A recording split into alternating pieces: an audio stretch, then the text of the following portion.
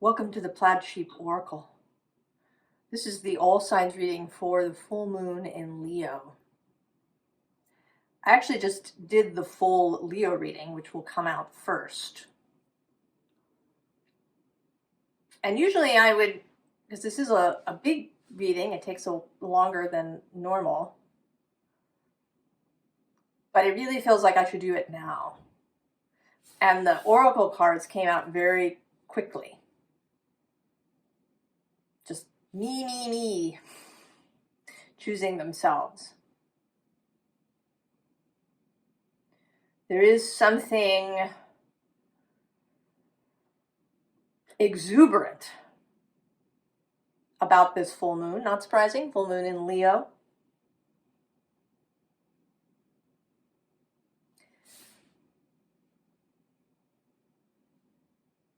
All right, I think I'm just going to go.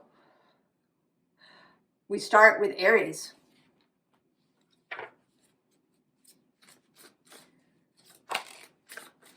Aries.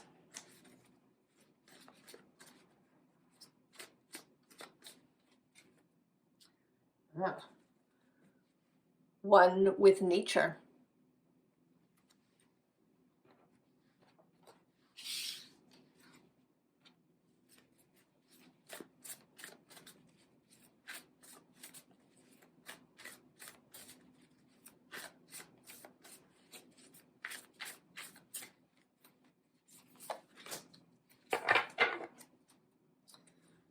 Oh, the let go, hold on dichotomy.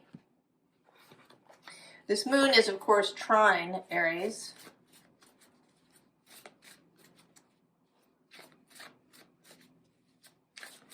Fast moving, clear energy. Fast moving fire.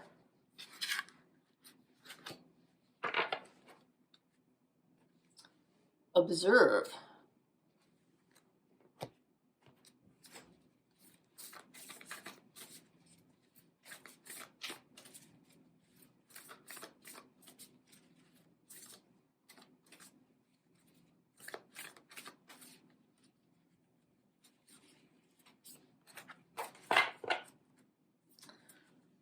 Nest of wasps. Teamwork. Order.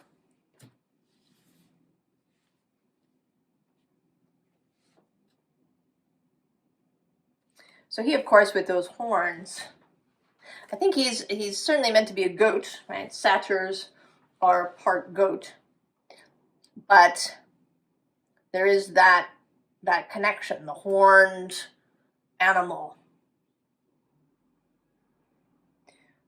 that exuberant, wild,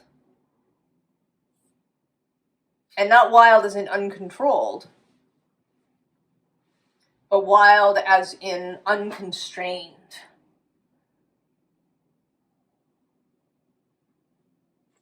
Perhaps by societal rules or civilizational rules of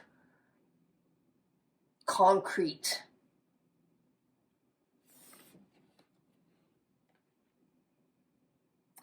It's interesting, this just believe is under here. And I want to say that she's dreaming of this. And interestingly, this deck had the tall poppy on it when we started, and we have this red for desire now.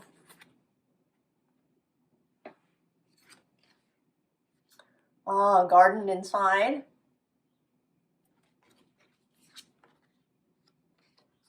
Chamber of inspiration. Visionary. And windflower.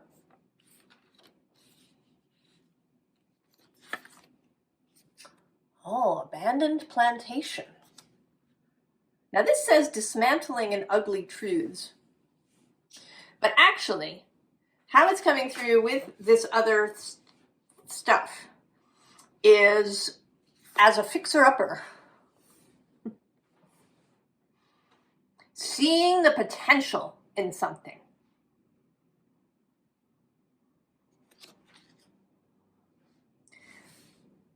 having an inspiration about the potential in something. It might actually be a house.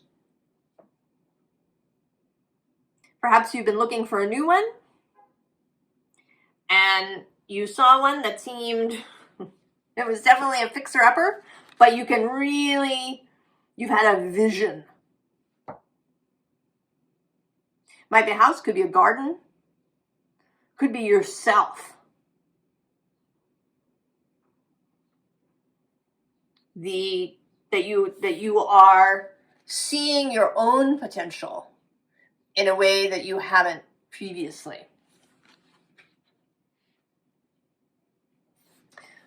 This parrot too seems like an idea that has arrived. Oh yeah, right below her is creativity blooms.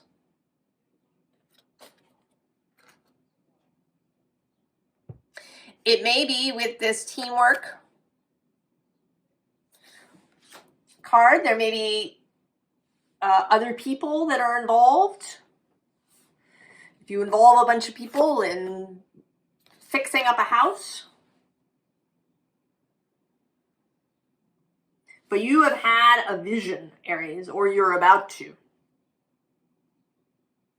And it may be with this let go card that initially, perhaps, it feels a little too much. You know, that seems like a really big job to take this abandoned plantation house and turn it into something awesome.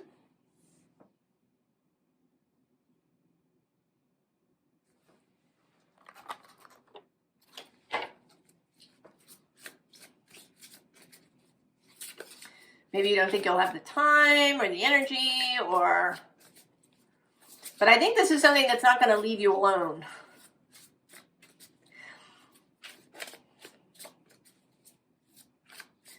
That if you ignore it, it's going to niggle at you and keep showing up.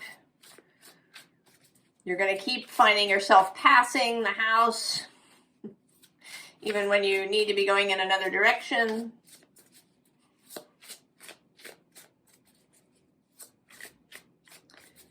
You'll be doing something and find yourself staring off into the distance because you're, ooh, oh yeah.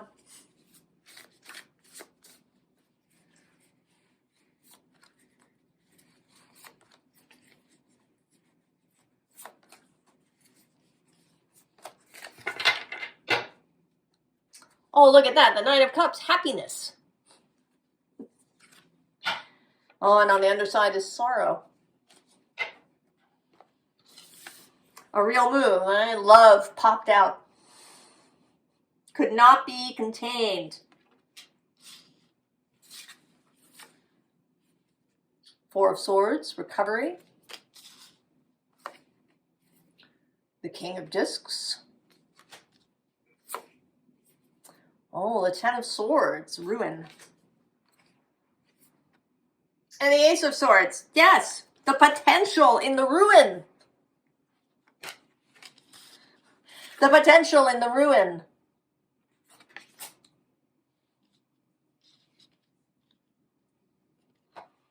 You know, he always with this third eye, inspiration, and I think that it probably is something physical. A house, a garden. I mean, it might be a business, but I think that it would have there'd be a lot of physical components to it. Maybe you've been looking for a space for your business. You want to open a restaurant or a shop.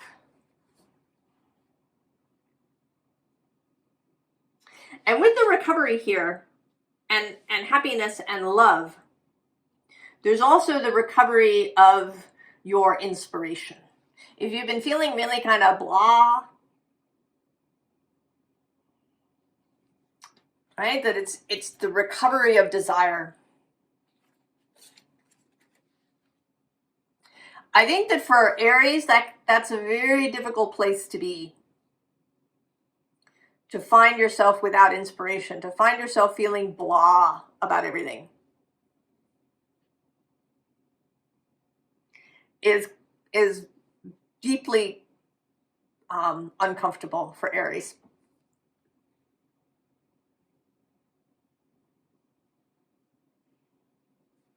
What's under happiness? Oh, there you are, the Queen of Wands. And below that is apathy. Yes. If you've been feeling apathetic, bored, uninspired, inspiration is on its way, Aries.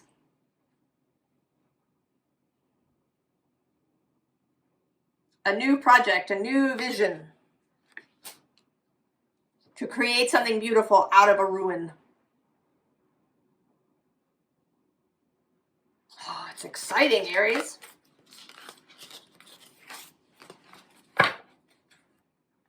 It's exciting.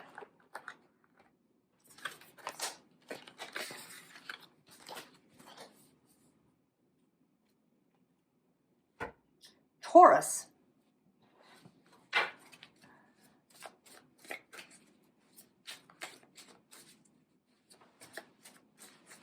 You, of course, are being squared by this full moon.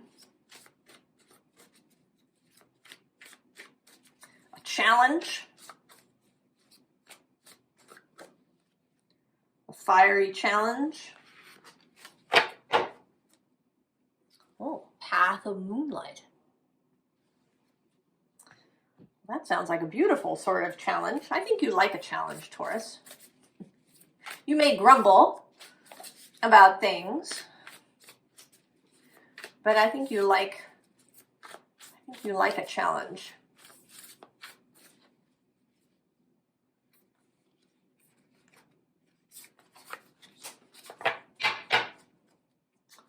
Oh, the darkest night.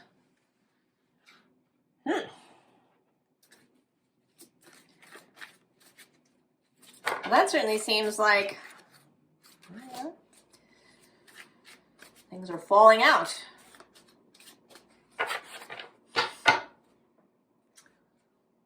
Floating world.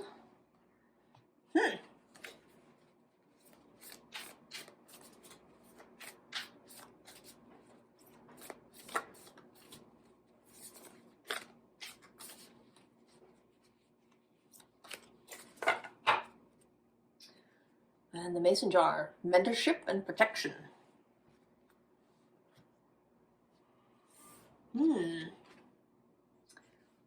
Declare boundaries. Connection versus separation. And when these came out upside down, nurture yourself and masks. Oh, the crossroads. Taurus.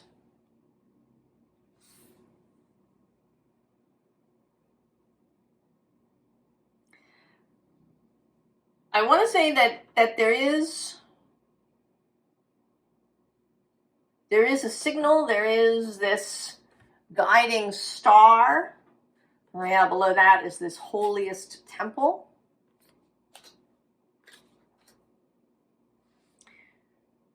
This seems like advice to separate yourself. That there is some vision, some dream. There is a call that is coming to you, but it's quiet. This isn't going to be shouting at you. That in order to hear,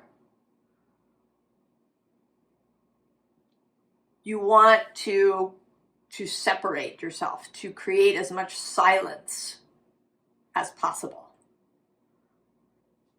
Right? To close the jar, to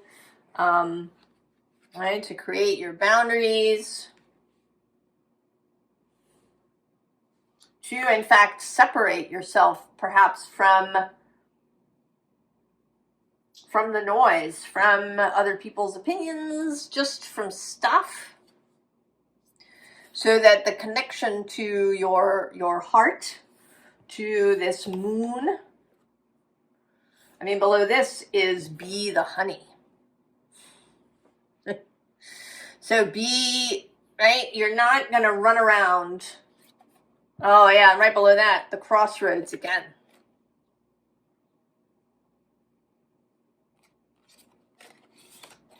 So this is not a time for you to run around searching for things. This is a time for nurturing yourself if you haven't done it. Right? This floating world. Oh yeah, below that is a new chapter, but she's reading her book. Being quiet, right? Covered.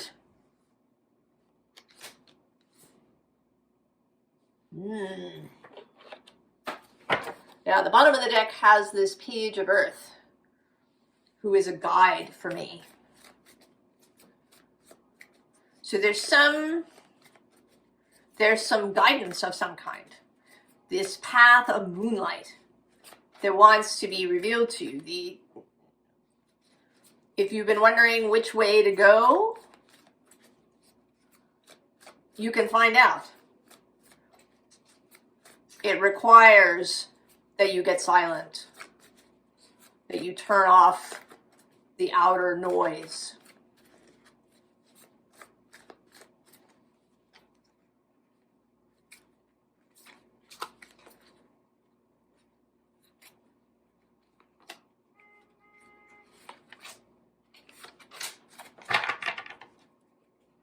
Oh yeah, there's the 7 of water, all the choices. Who's on the underside? The 10 of water. Not seeking.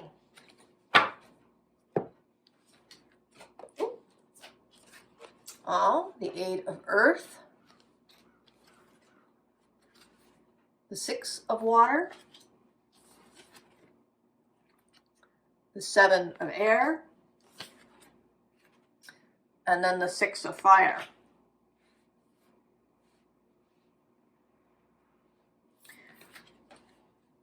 Engaging in your art form, your craft.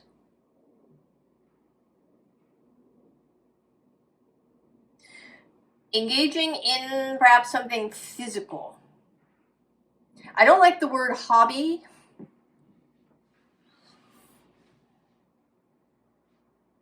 But really spending your time doing something tactile.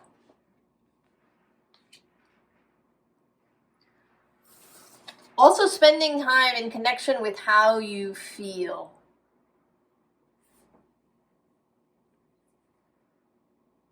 There's a lot of noise out in the world that tells us what to think and often tells us what to feel about things. And then there's everybody else's thoughts and feelings, just in the environment. So really spending time discerning what you feel. Talking with maybe with your own motivations within yourself.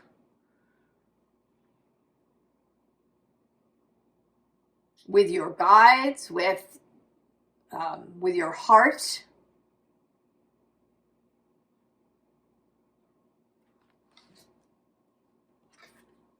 And then going where that leads you.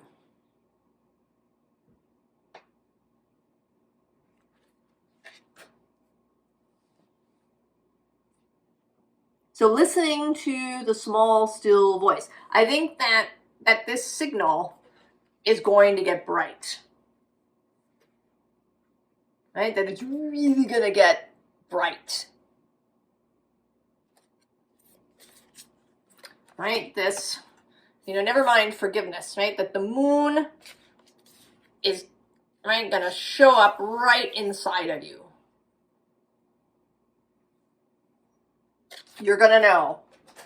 Oh yeah, below that is the golden thread that you follow.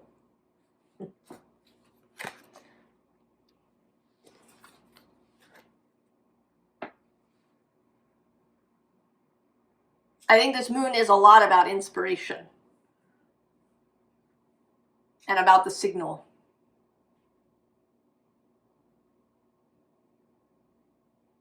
The star is a card of Aquarius, and the Leo moon is the Aquarius sun reflected.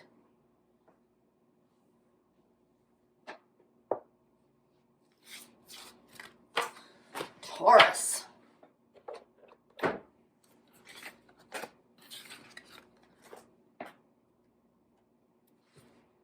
Gemini.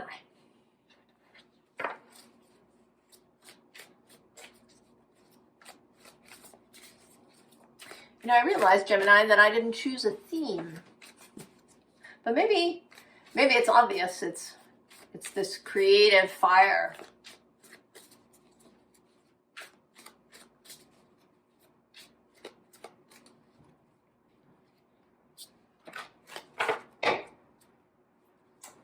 Tiny messengers.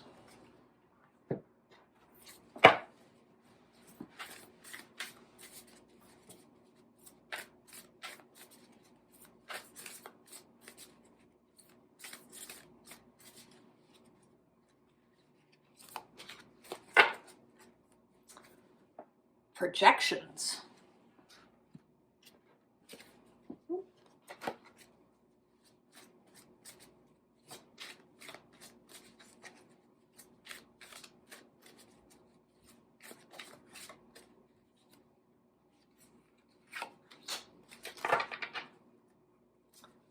Make a wish.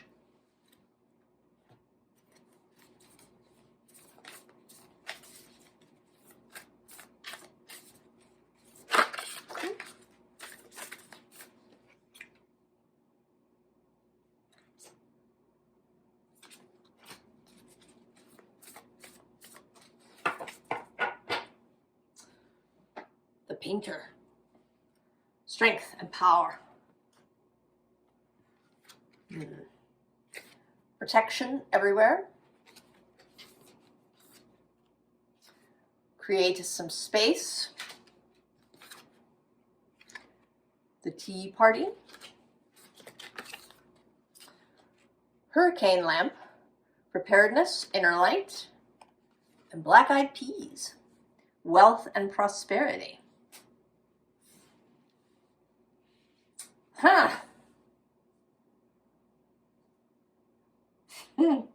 Well, I want to say that there's going to be some kind of windfall, Gemini. This moon is sextile to Gemini. That's a partnership, a kind of working partnership energy. All right, like a synergy.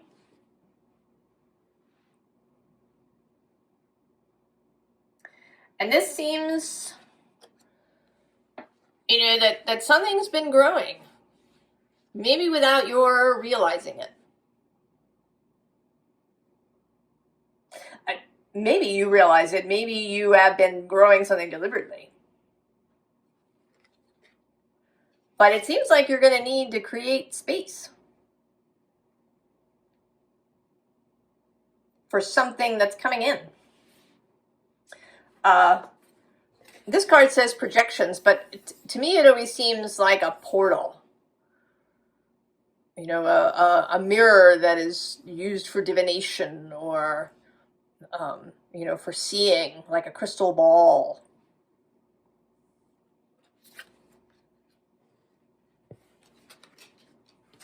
And then this tea party, of course, makes me think of Alice in Wonderland, and that, you know, make me big potion. The drink me. And I want to say that you should prepare for wealth, Gemini. I don't know if that's monetary wealth. There might be different things. There might be, with this, there might be power. It might be a promotion. Or, you know, a sudden influx of clients.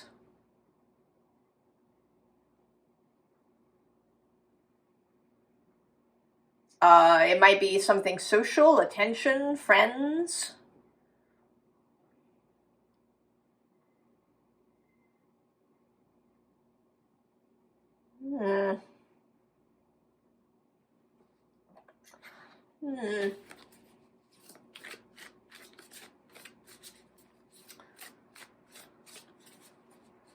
Let's see. Gemini, that's very exciting. An influx of prosperity. Creating space for good stuff.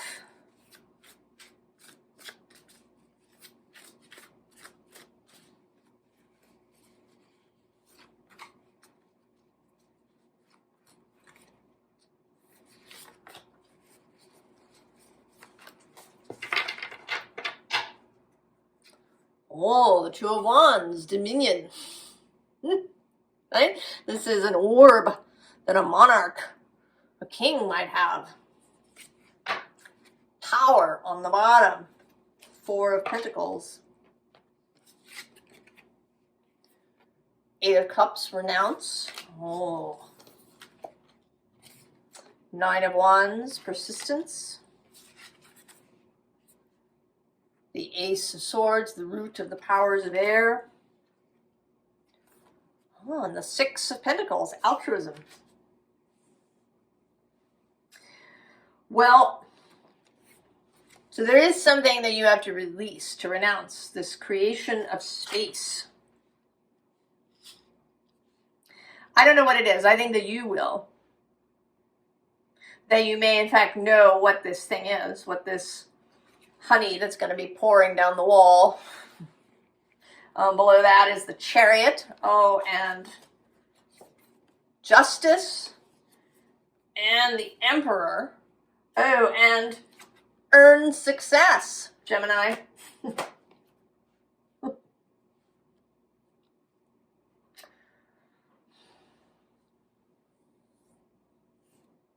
So something has to go. For whatever this is to have space to arrive. And then just keep doing what you're doing.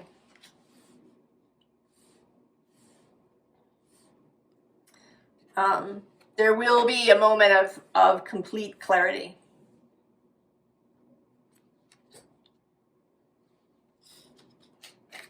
And then a moment of receiving. Coming into a space of real prosperity. So prosperity that isn't clutching at things.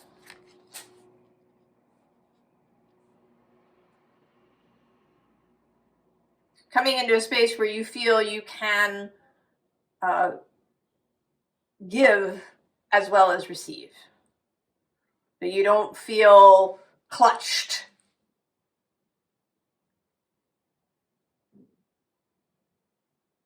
And whether that's money or power, influence, attention.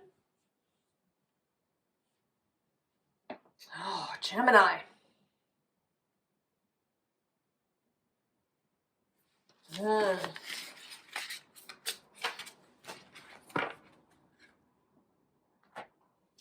That is very exciting. You should come and tell us what it is. Cancer. So this moon is right next door. Semi-sextile. Things going on at the neighbors.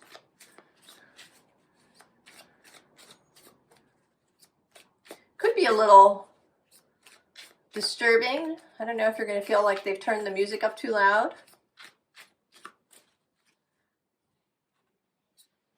I'm going to see. Oh, a star in the night. There's definitely a sense with this moon of signals coming in, inspirations coming in, also planted seeds coming up.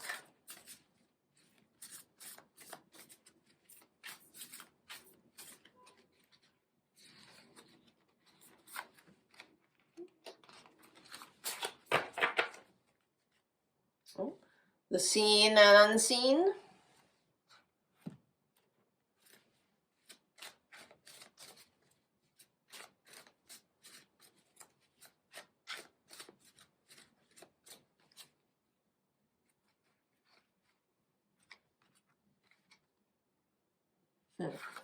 Kind of want that one too.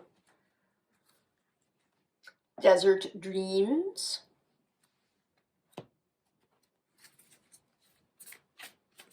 I know, 2 cards of either this deck or this one have come out so far in each.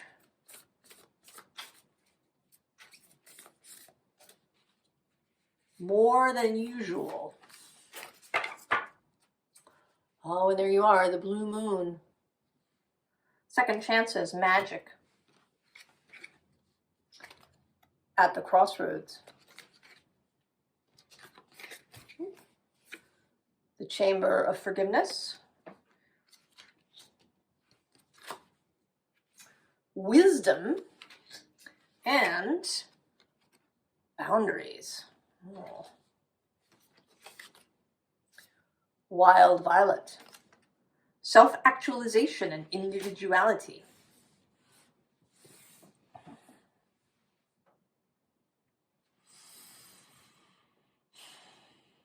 Cancer. I want to say that this is the crossroads of magic, of the seen and the unseen. That you are being invited, Cancer, to really step into a magical spiritual life, right? To not so much forgiveness, but this, right? This moon in the center of the chest. The moon is your planet. Right? Back here, the moon is outside the window. But here, the moon is in your chest.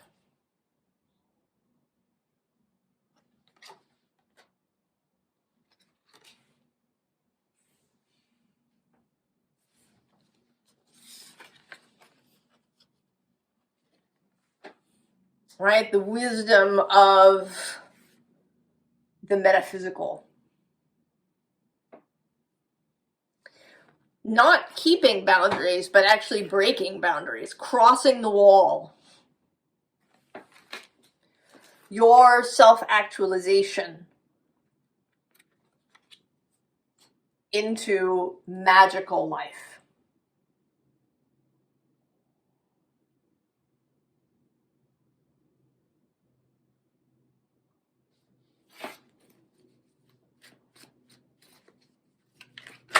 I don't know if you've been on the fence, Cancer, or if you've been keeping this aspect of yourself separate, if you've been growing this unseen by others. That's also the seen and unseen.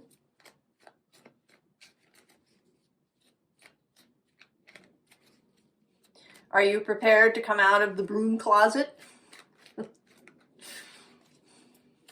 As they say sometimes in the witchy community. To be unapologetically weird.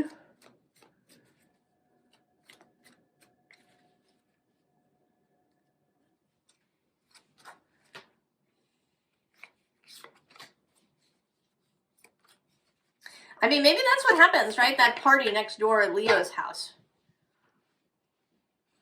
Maybe it's a magic party. Maybe it's a group of people getting together to do magic.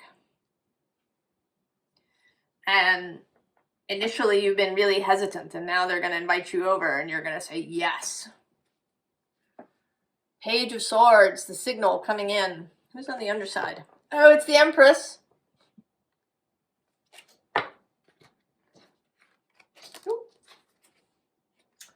Oh, Five of Pentacles. Justice. Another version of Venus coming out. The Seven of Cups. And the Page of Pentacles, yeah. So if you've been, ignoring this this message. And I want to say that we're talking about magic. We're talking about the spiritual, metaphysical realm. It, of course, as all things are possible, maybe we're talking about some profession that maybe seems this way. With this desert dreams, it does make me think of an artist. Of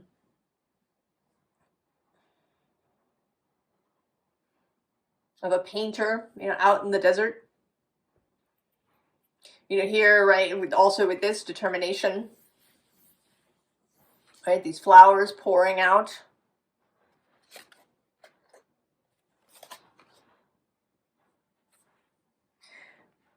But there is a strong feel here, both with the unseen and the magic. And our witch at the crossroads.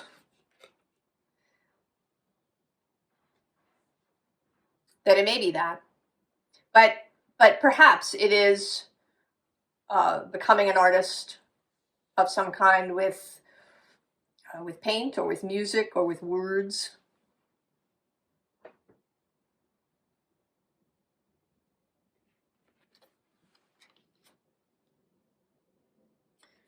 It might be a spiritual tradition that you've been sort of eyeing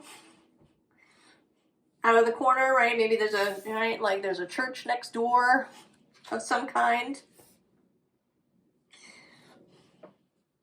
And you've been listening to services and music kind of through the window. Right, and now the call is coming through. The call to join up, to create for yourself, to make a start.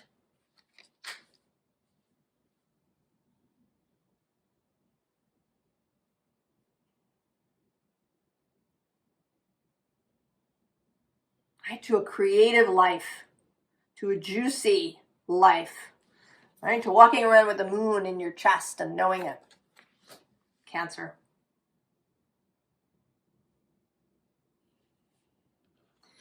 And there will be a choice.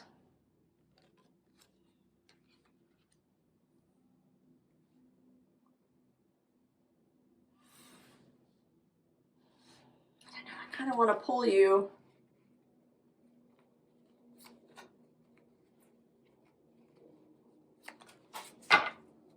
What do we have? Oh! It's the Tower. But also the Six of Swords.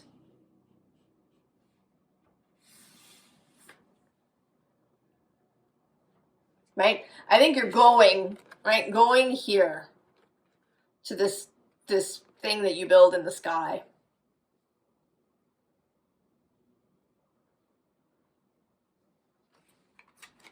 Cancer.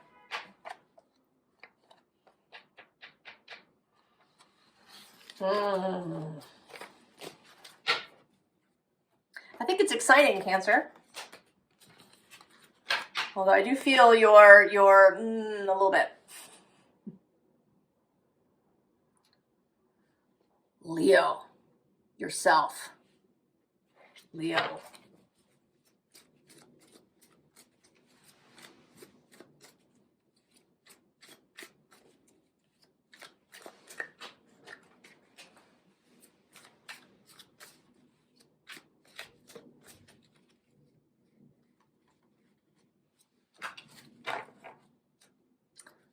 Shine your light. So you.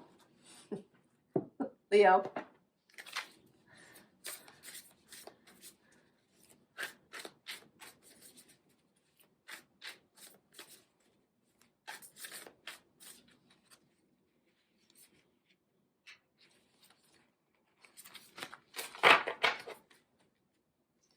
The golden thread. That card has peeked out a couple of times.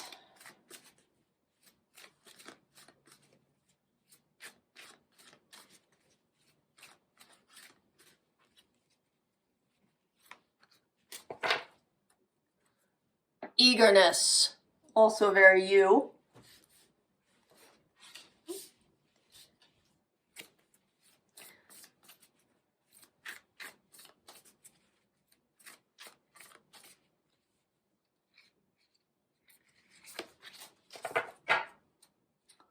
Oh, the axe. Division, lessening. Find your voice. And that was just 40-40 on the counter, I happened to notice. Soul retrieval. Desert dreams. And instrument, self-expression, speaking truth. Well, you know, this came out in this spot in the Cancer reading. And there may be some connection with a Cancer or Cancer energy. How this is looking to me is that you have this branch, and when you touch your hand with it, it lights up. So you are the power source, Leo.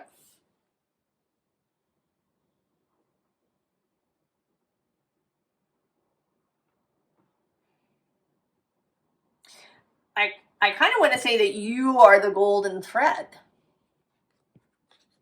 as well. That you are, right, you're going around shining your light, shining your eagerness. Oh, there's abundance below you.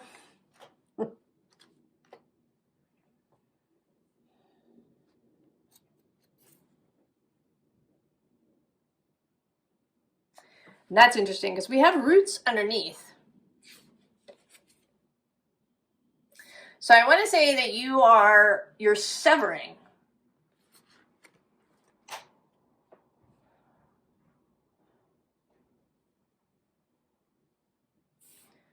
I don't know, that you've severed this branch. That something has been growing somewhere. And maybe the place that it's been growing is unwholesome or somehow undesirable. You're going to cut it away and kind of give it new life. I mean, maybe you've even gone up to a tree that looks dead and you've cut this branch off of it and you light it up. Right? You light up.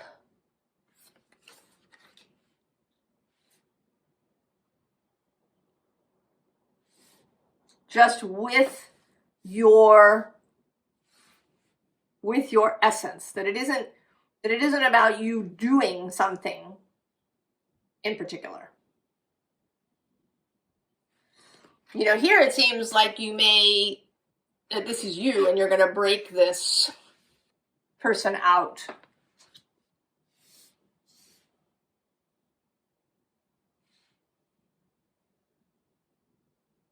They're using your voice. You know, that your voice will break the glass.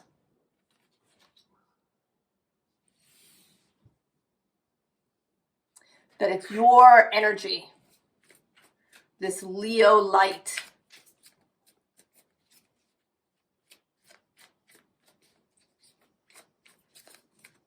That is so needed now.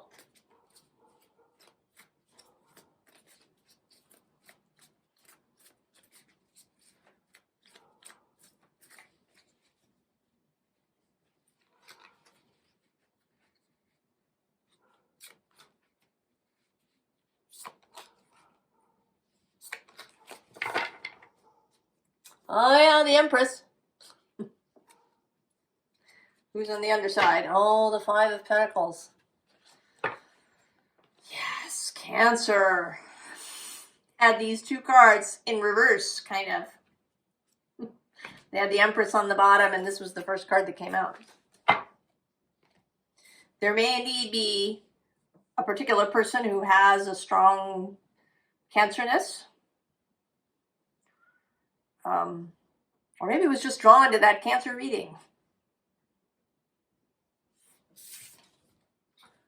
Knight of Wands.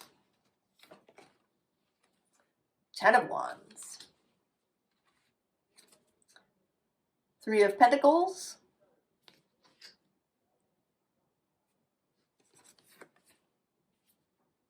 And the 6 of Wands. Jupiter in Leo.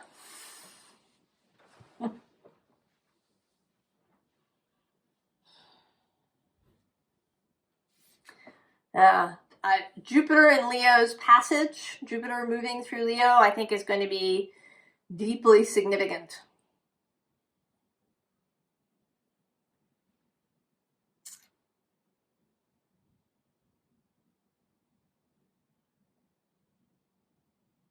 Deeply significant.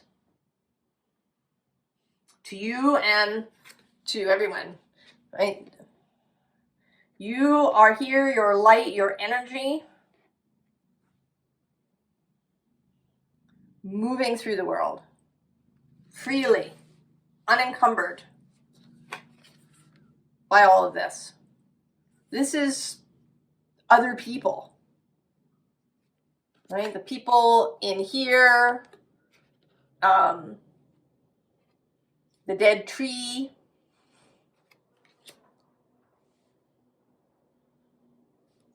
and then there's this new energy that will happen through your passage in the space. Your beingness, how you are, gives inspiration and permission, and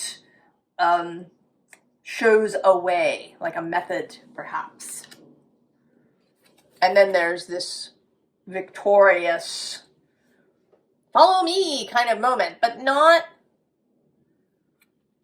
not follow me to a particular thing, but follow me in this way of being.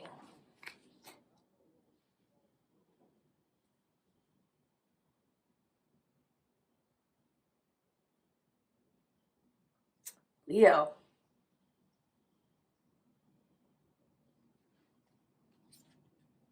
Oh yeah, under the Empress is this 8 of Swords. There may be someone specific who this refers to.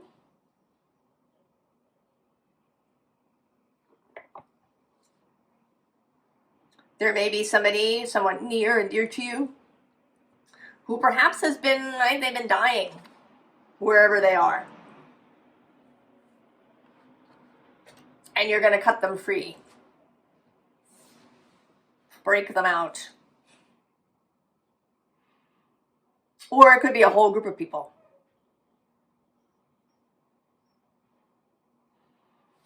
Oh, Leo, answering the call.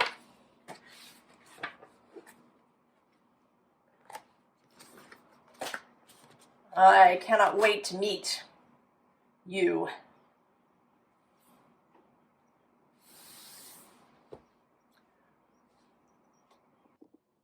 Okay, Virgo.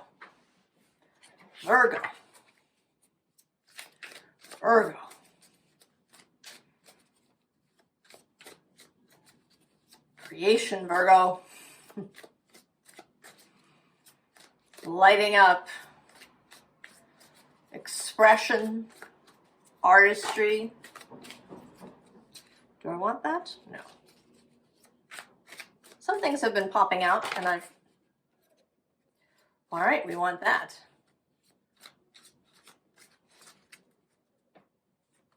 Embrace the mystery. I'll show you that in a second.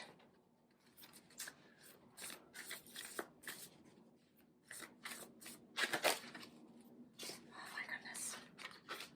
This has been happening all morning. Things popping out. Oh, aligned and misaligned.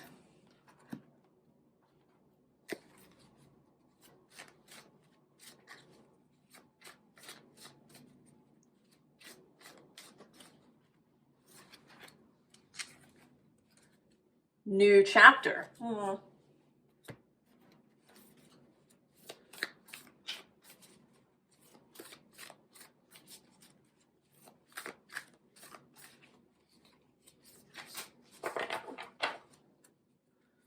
The grove, divinity and awe. So these two cards are Stitching the Stories and Wildlands. Of course, we have this new chapter. And how this is coming through is world building. That's a fantasy novel concept. We talk about world building, how Tolkien built this really complex world of Middle Earth, the do's and don'ts of world building. But here, of course, world building reality. Here we have, sensuality. Oh, and the projections card.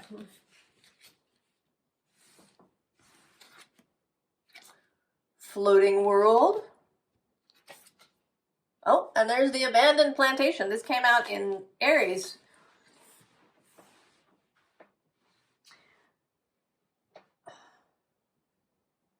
You know, it seems like you are a kind of, I want to use the word linchpin.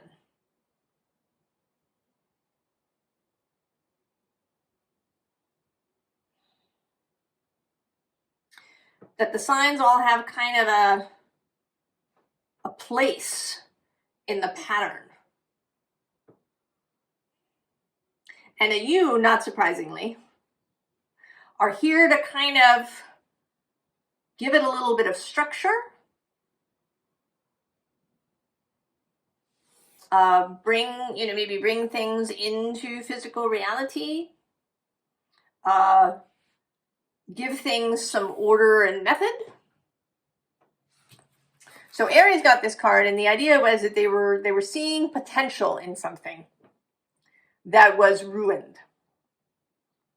A fixer-upper. And it may be that what we're talking about is the world.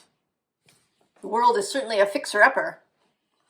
If you came from another planet, not ready to move in, it's a fixer-upper.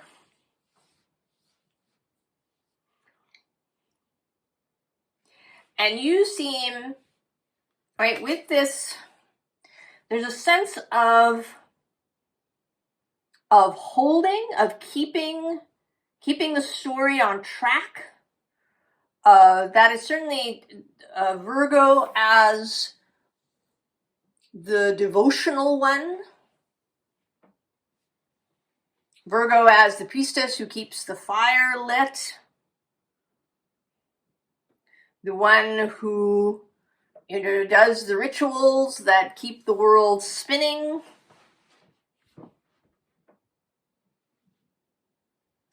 The dungeon master. If you've ever played D&D, the dungeon master can really make or break the adventure in how they run the game.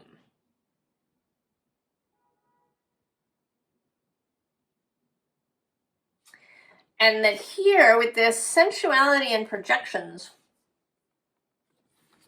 and then this aligned question,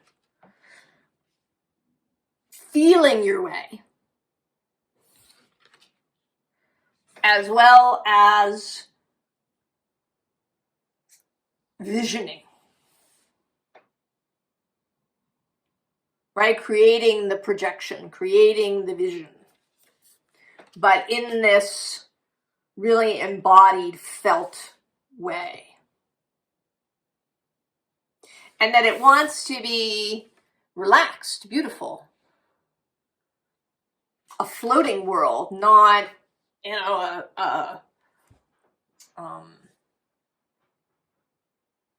a tightly, really prescriptive kind of world. Right? We don't want to world build 1984.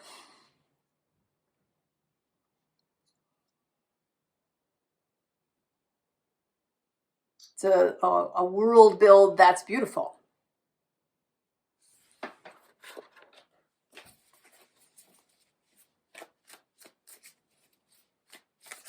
Now, in a practical way, it may be that you are creating something very particular. Maybe your role in a company or your role in your family is doing these things, kind of keeping things on track. Perhaps you're the person who makes sure that everybody eats dinner together at least a few times a week. That you are mindful of how everybody's doing. Brene Brown talks about this thing that her family does, where if there's some, if something's happening, if there's a challenge, they get together and discuss and talk about how they're all feeling. Who's feeling really 100%? They feel great. But who maybe is more like 30%? Perhaps they've been really challenged at school or at work, or maybe they're sick. They have the flu or a cold, and they're just, or they're run down. So that things can happen and get done, and that it isn't about, you having an assigned thing and you're always the one to vacuum the living room or you're always the one to do the shopping. That it's a flexible, movable thing. And perhaps you are the one in your space, in your family, who kind of minds this stuff. Oh, the Ten of Tides, keeping the rainbow in sight. Knight of Spires, Gemini's card, Mercury, your guiding planet. This Ten of Tides is making me think of that scene in Apollo 13 where they have to keep the Earth in the window. They do a course correction and they have to keep the Earth in the window. Keeping the Earth, keeping the rainbow in the window. Two of Spires. The Ten of Spires. The Page of Spires. And then the Seven of Stones. Yes.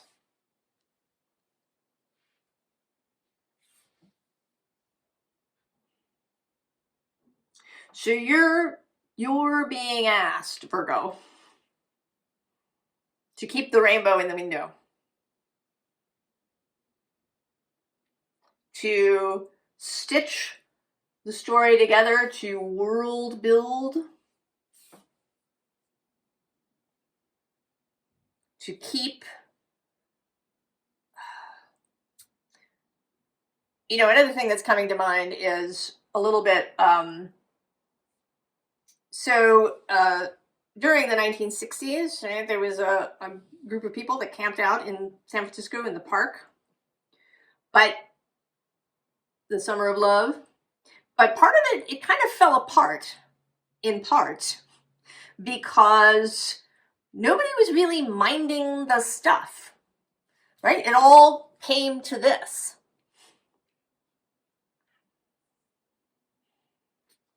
Nobody was paying attention. Well, what about the trash? Right? They created trash as a group and nobody was dealing with that.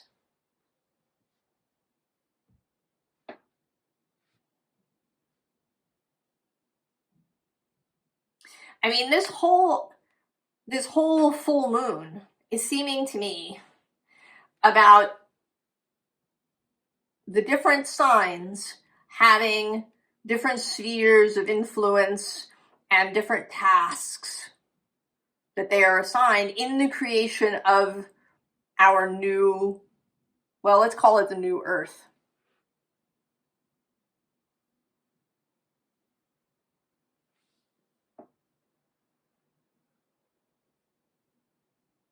And that your task, Virgo, And this could be really fun. I mean, you could approach this genuinely. Like, you could decide to world build. What is the world you want to live in? How does it work?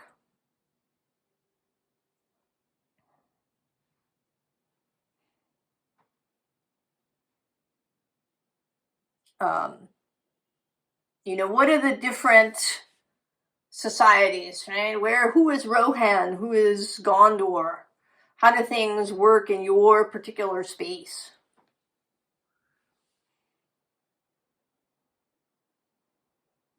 Keeping that clear.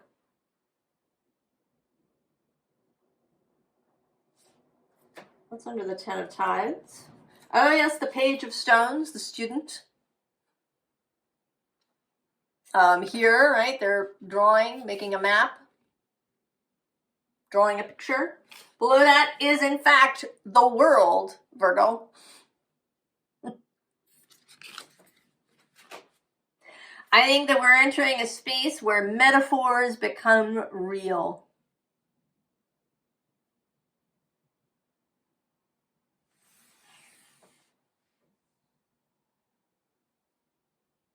What are you world building?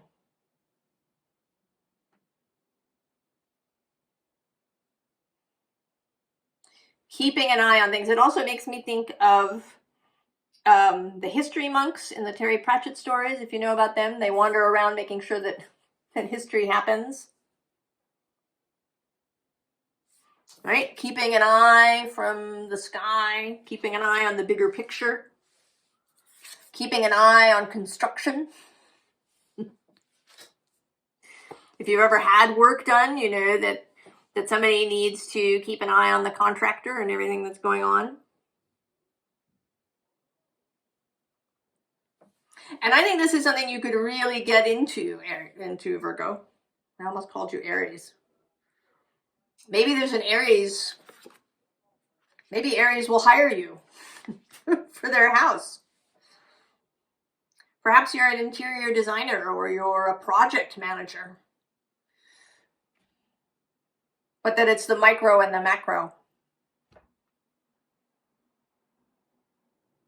The below to the above, Virgo. Oh, it's getting mystical up in here.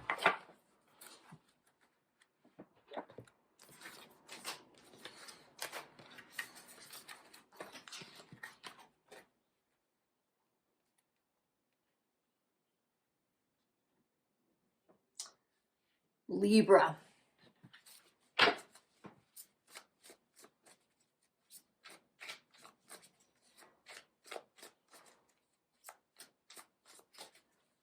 Libra.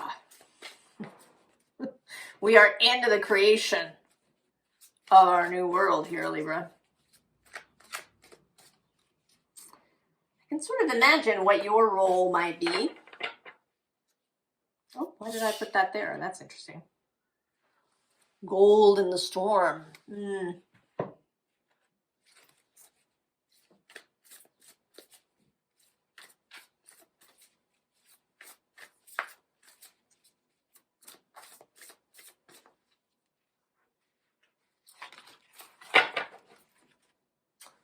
Unhookable.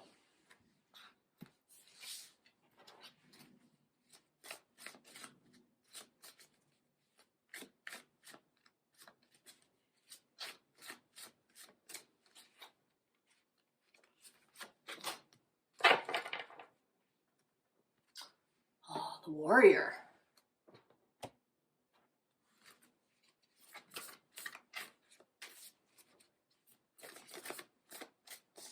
Huh.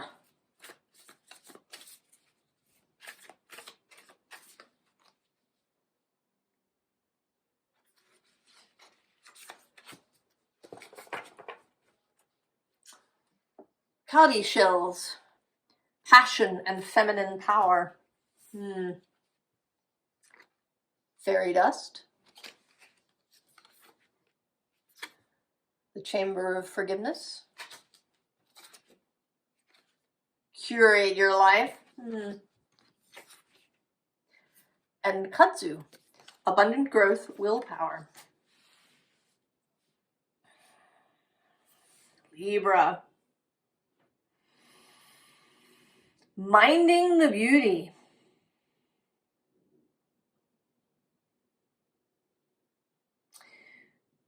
Being very intentional about everything that you do.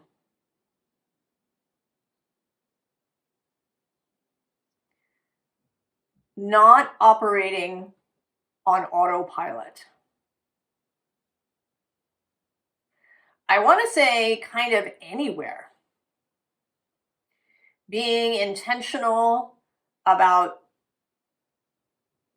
bigger things, maybe what you do at work or how you behave with your friends or your lover, but also how you tie your shoes.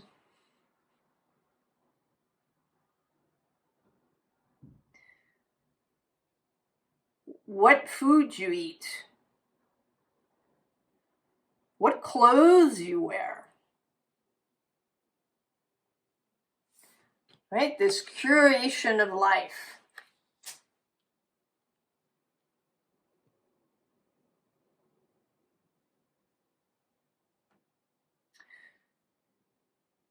Being inspired by beauty, by fairies, perhaps. Also being somebody who sprinkles fairy dust on things.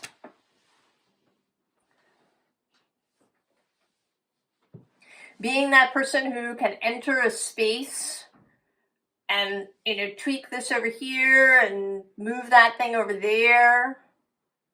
And, because more than being unhookable, and I do, with this, I think it's minding your own aesthetic.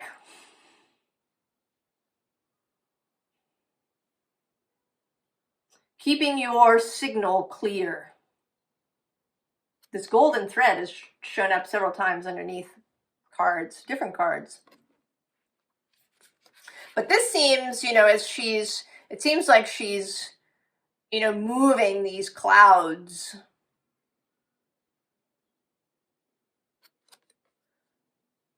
That there's magic happening here.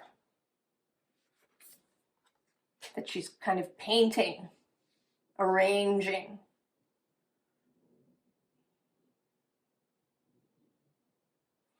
This kind of warrior for beauty. Also this, forest bathing. Oh, and of course, refinement.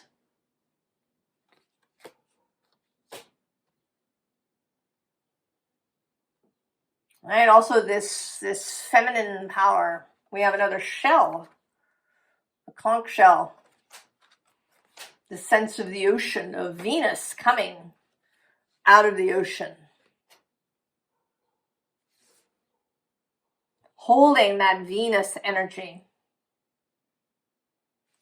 Energies perhaps of love, of forgiveness, of compassion. The power of life.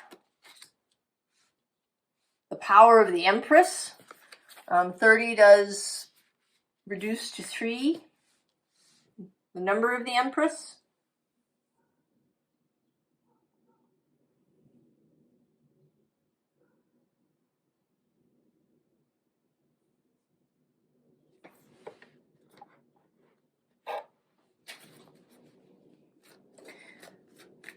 I think this moon is really about the inspiration that we're all going to receive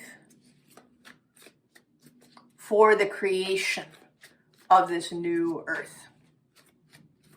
And as I said, if you watch the collective reading that I did, I have no idea what that means, really. I don't know how that is going to happen. I don't know,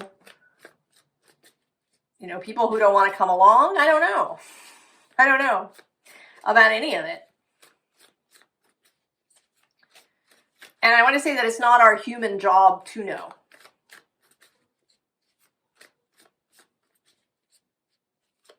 It may be too complicated. It may be just kind of beside the point a little bit.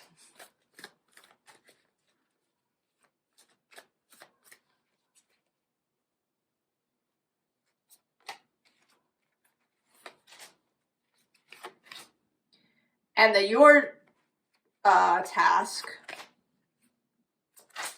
is to mine the beauty. Oh, there's the magician. Who's on the underside? The Hanged Man.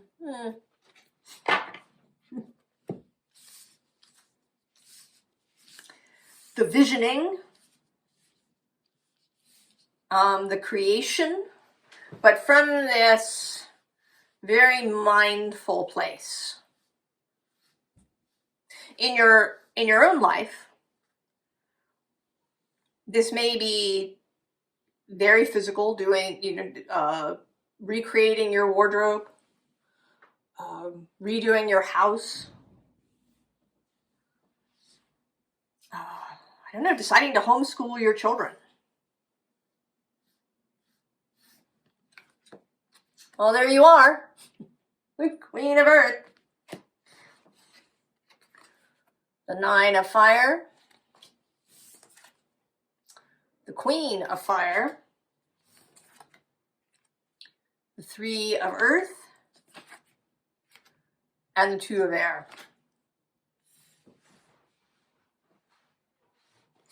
So these two as very Venusian figures. They're not your element, earth and fire, but this is certainly about the earth, the new earth, and then this Leo energy of inspiration. And this card, for me, is about discovery. Discovery of something beautiful, discovery perhaps of a new skill. It may be that you have no idea that you're the magician, or that you've been the magician in a very small way, and it's going to get bigger. Below him is the Ace of Fire.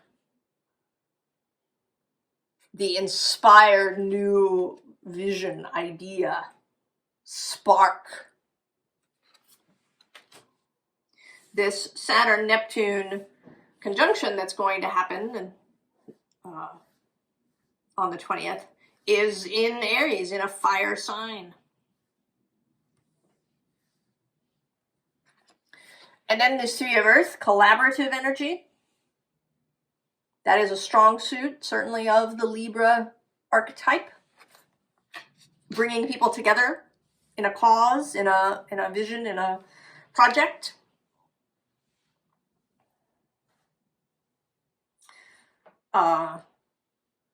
Aries has come through as someone who sees potential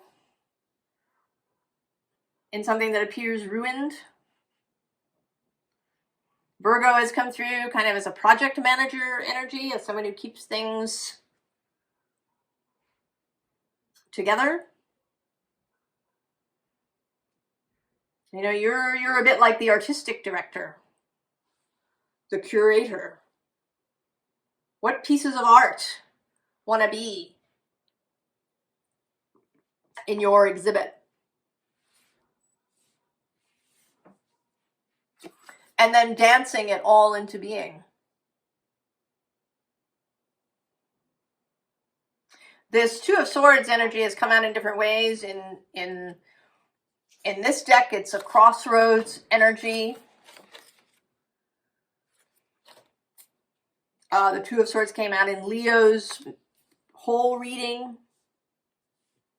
Choices made. How do we make choices? Right? Do we dance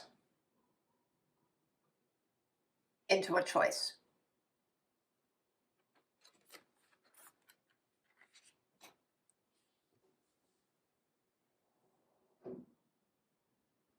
Oh, Libra. It's all really exciting. It feels like it's coming together.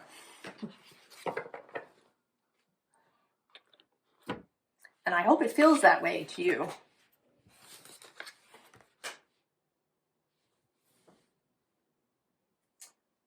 Scorpio.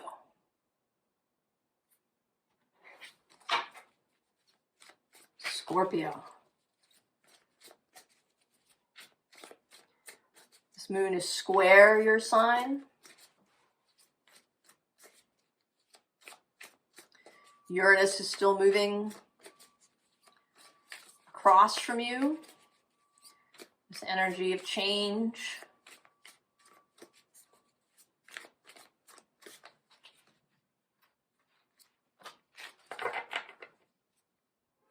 Oh, listen to the wind.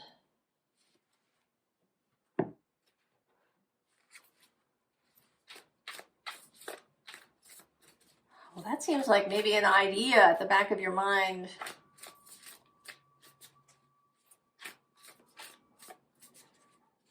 Something built back there.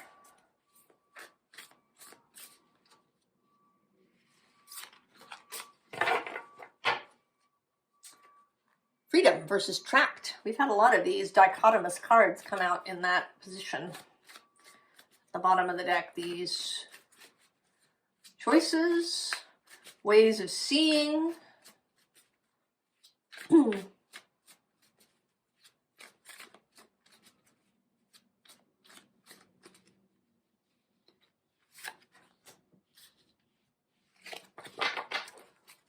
Creativity blooms.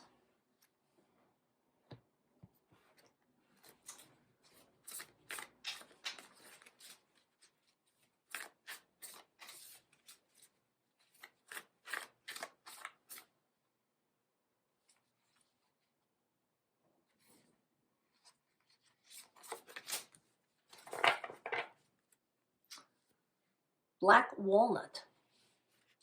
Discernment, self-worth. That's another concept. Oh, second sight.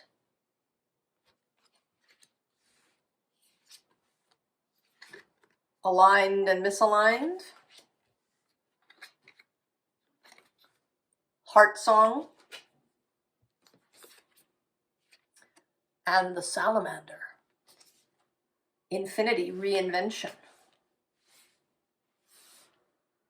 Well, you have some, I think, in common with Cancer a little bit.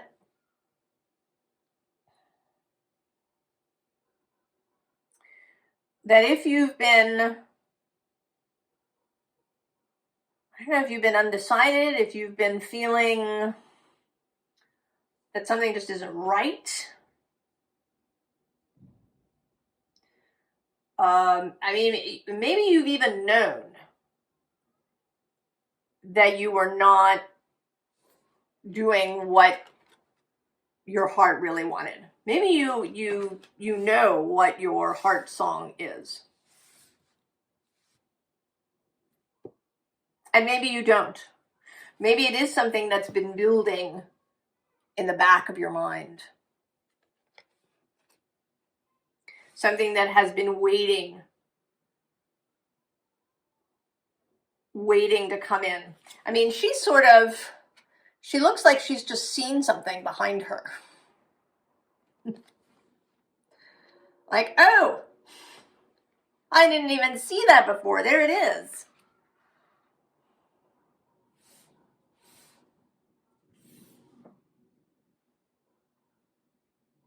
So it may be seeing. I think that if you have been out of alignment, if you have been feeling this,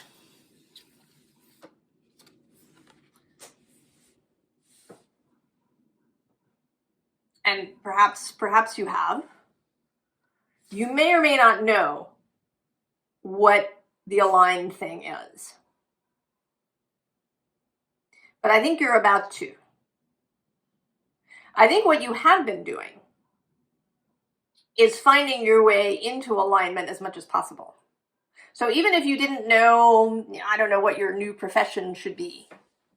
You've been working somewhere and it's just felt, ugh. It's just not right. But you had no idea what the right thing was. I think you've been moving into alignment in other places.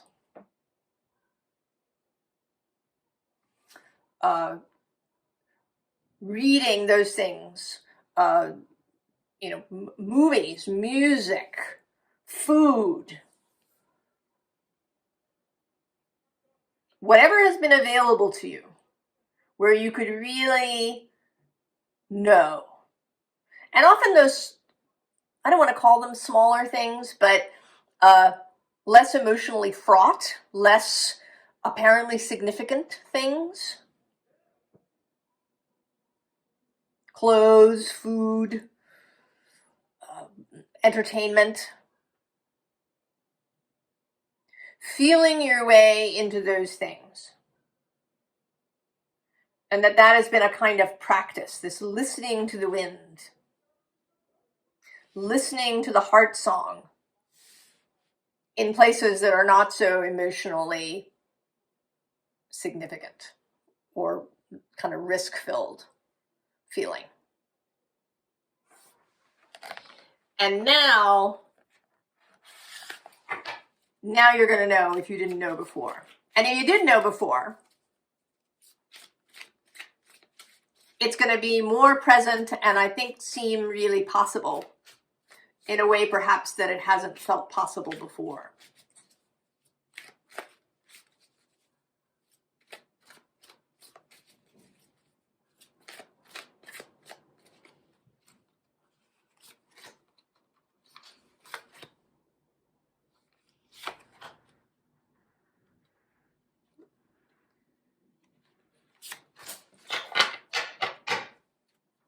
Ah, Justice blind there on her throne.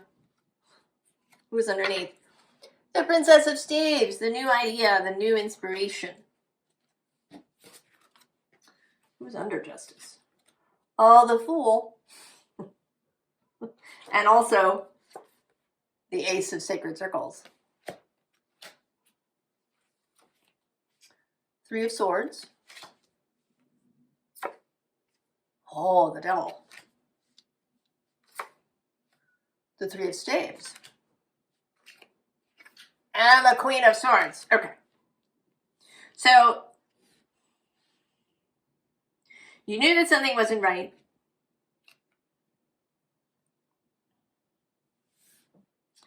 But maybe you didn't quite know what it was, or you couldn't see your way to the thing that was right.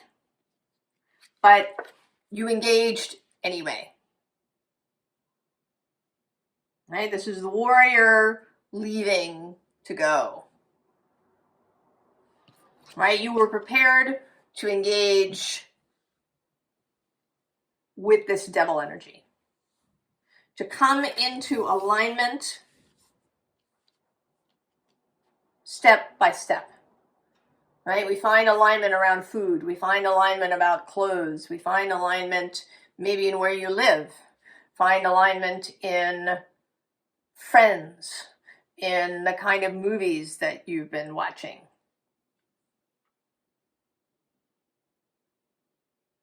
Maybe you removed yourself from the online sphere. Someone I was reading was talking about that online stuff as the vampire, and that you can invite the vampire in or not. I mean, you don't even have to engage. You know, if you go and you read something online that makes you angry, or you don't understand how someone could think that or what's going on, you can spend a lot of time thinking about that stuff. Even if you don't even go and make a comment. It just takes up life force and focus. So maybe you've been disengaging completely. Or you've stopped talking to your brother-in-law or your sister-in-law, or, you know, that person down in accounting who's always predicting doom and gloom.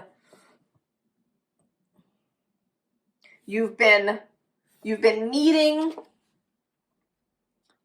your own little devils. Where are you hooked on things? Where have you been out of alignment? And as you do that, you clear things out. You will know where to go. You will be in a space to create. that which you want. And I think that in this process, you know, it seems to me that this is all about the micro and the macro. That what we do in our own individual lives ripples out the below into the above.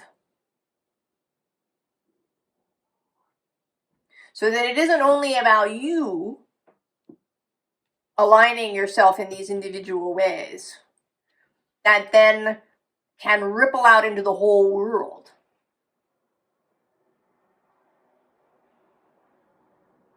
You know, all the way up to some company.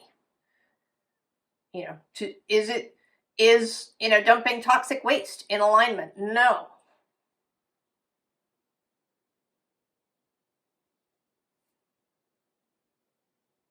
That it's all interconnected. It all matters. Scorpio, right? I often see this card, and there's another card that has a tree, as people, as communities, different things all coming down to that central trunk. Right below that, we have this self-awareness and clarity. Oh yeah, and shadow work and awakening, and there's the other tree.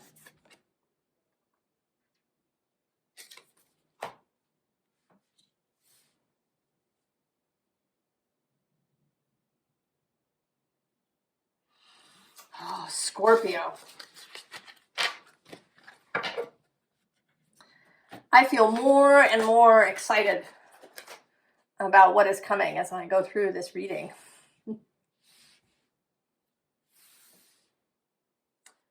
Sagittarius.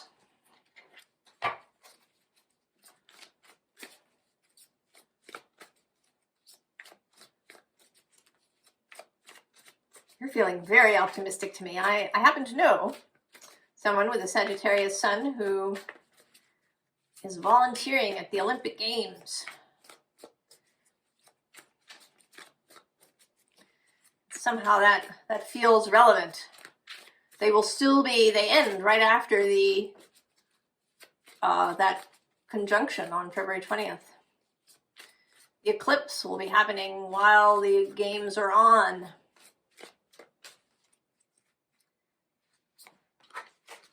Something about that. Protection everywhere.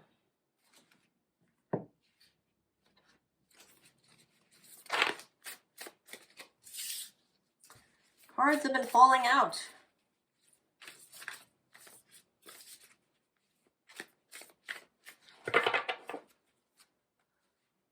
Projections. This has come out, that's its third appearance.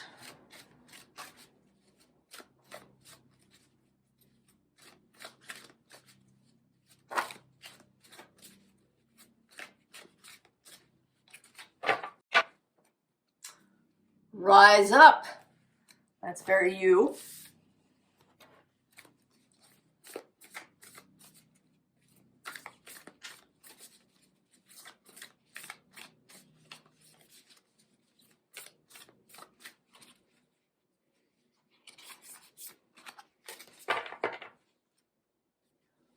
Black-eyed peas.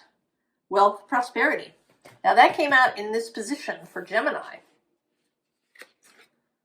Oh, between worlds.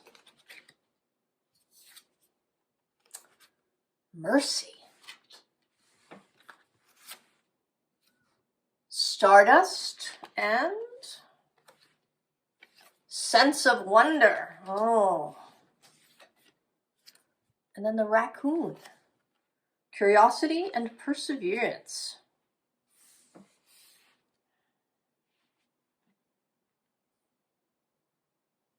So there's been this sense of the different signs having different roles to play in the creation of what I have been calling the new earth. And I want to say that you are there to hold the philosophical vision, right? This Jupiterian idea. Jupiter does enter Leo at the end of June. He will oppose Pluto. There's a whole thing involving Jupiter, Pluto, Neptune, Uranus, and for a short period, the moon as well.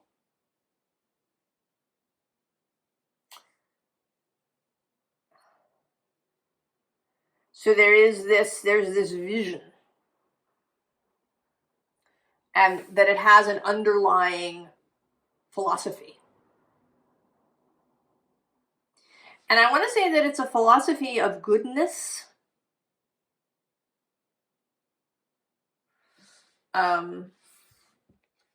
We have this protection everywhere.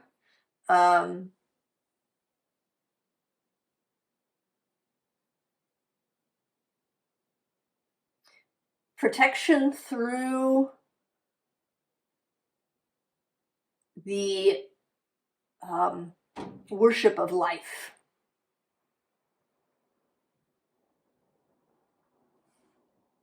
All right, kind of this mercy.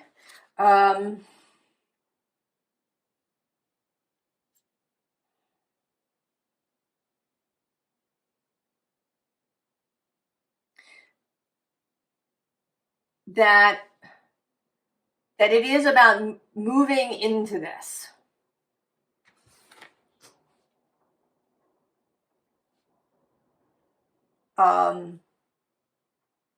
You know, when Nelson Mandela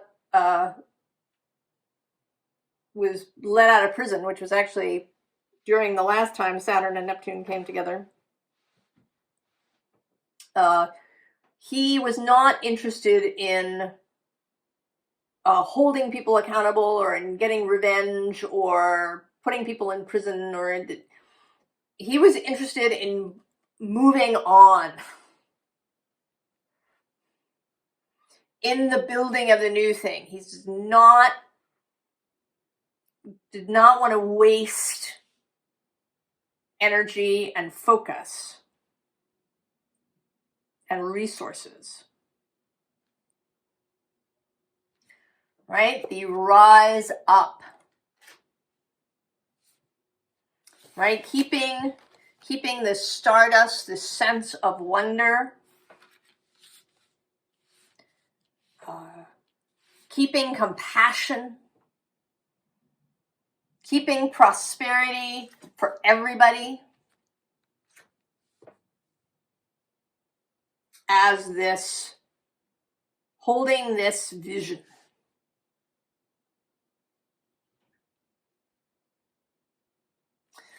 Perseverance is a 9 of Wands kind of word, and the 9 of Wands is your card.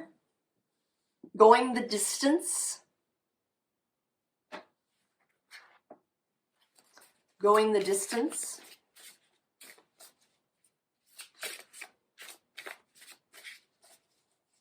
Now, in your personal life, talking of the micro and the macro, the below and the above, there may be something about this in your personal life. And it may be that you've been angry with people for things that have happened in the past, and that perhaps that's kept you hooked in some way. It may be that at your job, people are obsessed with what is going wrong, rather than in moving towards what could be right. We love to bond by complaining. I've certainly engaged in it myself, even though afterwards I often feel like I've, eaten a whole bag of Oreos all at once. Kind of gross. But it's easy.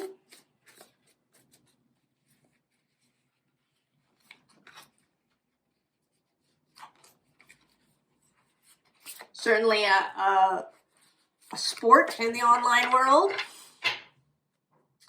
Oh yes, 10 of Cups, satiety, enough. Underneath, 10 of Wands, oppression, enough. We have enough. It is enough. 6 of Wands, victory. The World. It's come out several times. Also the Queen of Swords, this discernment. And the Two of Wands, dominion, right? What are we choosing? What is the world that you want to occupy look like? Are you holding that vision? Or do you spend a lot of time complaining, perseverating, commenting online? And there is no judgment in this. This is a logistical conversation. Where is your power going? Where are you projecting your energy? Where are you persevering? Right? If you feel like you're in this space, do you keep turning around to look back? Do your thoughts consistently stray to the past? And I absolutely feel you if they do.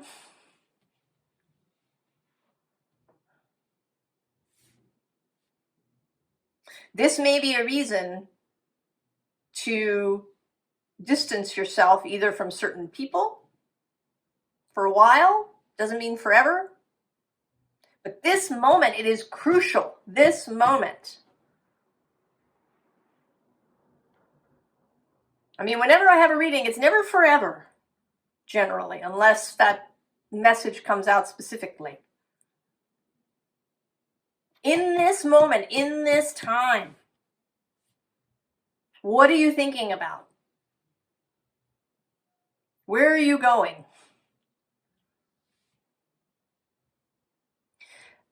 Possibly the Olympics are coming up because something that athletes do is to rehearse their performance ahead of time. What are you rehearsing? Are you rehearsing the past? Are you rehearsing stuff that you've done over and over and over again? Or are you rehearsing a sense of wonder? Are you rehearsing something beautiful? Sagittarius.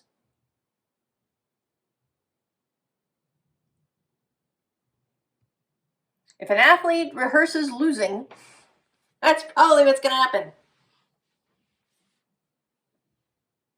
If you keep turning back, you're never going to cross this space. And you might fall off the wire entirely and have to start over.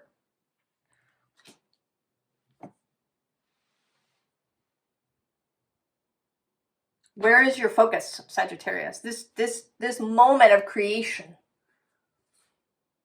is crucial. If you're ever going to have a focus on what it is that you really desire to have in your life, this is the moment to do it. And your focus in that place will ripple out for others so that others do that as well.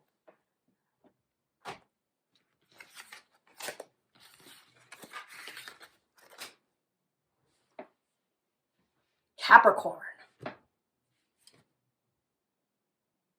Oh, you want to start here, Capricorn. Going out of order.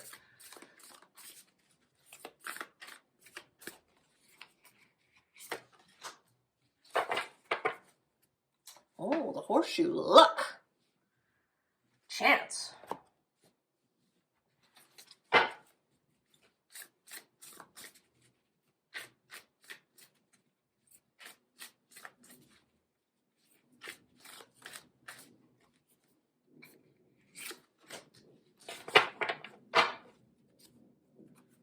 Chamber of Inspiration.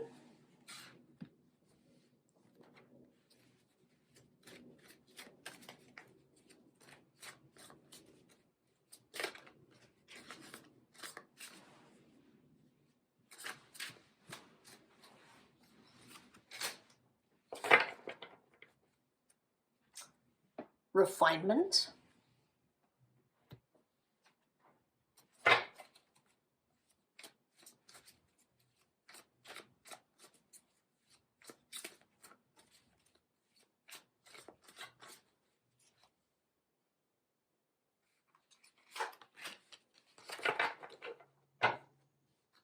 Oh, fairy dust. Yeah. Oh, the pine cone. Third eye, new perspective. The tall poppy. Forest bathing. Just believe. Oh, Capricorn.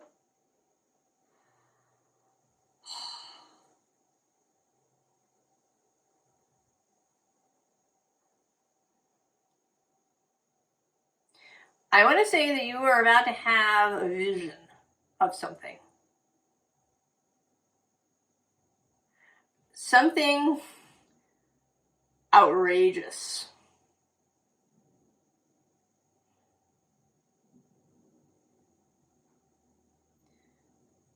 That maybe you've never wanted this thing before, or maybe it was something that was in the back of your mind but has always felt outrageous.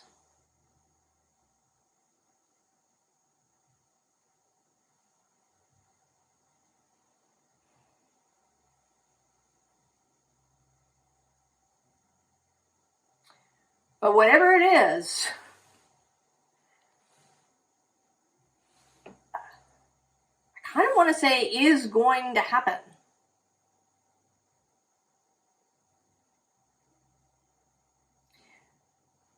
But that it isn't, it's not really necessarily due to anything that you are going to do. Right? This just believe.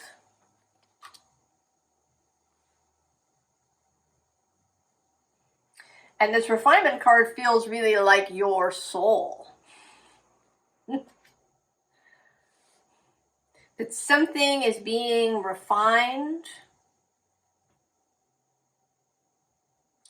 That maybe it's going to seem that something's going to happen that really feels like luck or chance. That you couldn't, like, in a million years, have foreseen how this was going to come about. That it is going to absolutely feel like fairy dust, like magic. And your job is to just believe.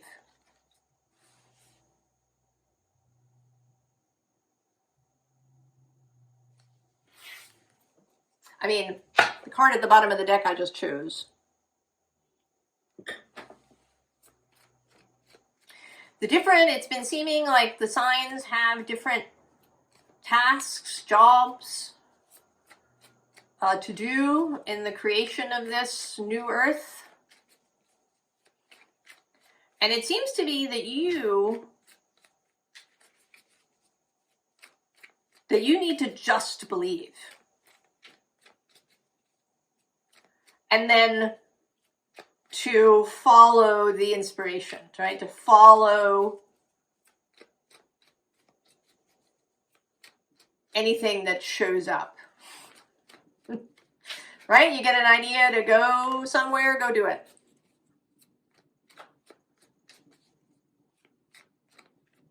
That this outrageous idea that you've been having, that has sat, that has felt like an intuitive vision maybe, that has followed you around perhaps, or it may be that it bursts in upon you at this full moon.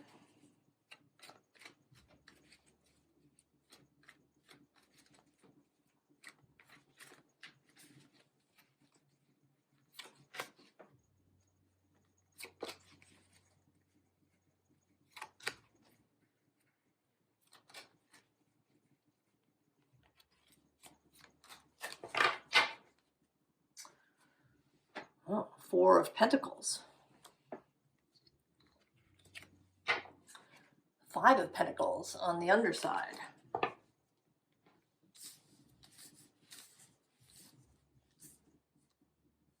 You know, it can be an earth sign challenge, shall we call it, to believe in the miraculous. You know, it all seems so solid. Right? This Five of Pentacles, Four of Pentacles energy. It all seems so, but right below this Four of Pentacles is this Four of Wands. Oh, and then there's this wish fulfilled Eight of Wands. Judgment.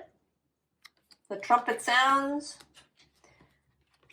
In the field of poppies. The Star. The Two of Pentacles. We're going to see, but this feels a little bit like, right, the buffering, right? Production is happening. The Two of Wands. And the Five of Wands. Yes. Believe. You've had this vision of this tall poppy, this outrageous idea. I don't know what it is. It might be, I don't know, a house on the beach, you know, your new business in some way, I don't know, selling a bunch of artwork. Although even, right, that doesn't seem outrageous enough. I mean, it may be an outrageous vision for the earth. An outrageous vision for what society could look like. Star Trek without the technology.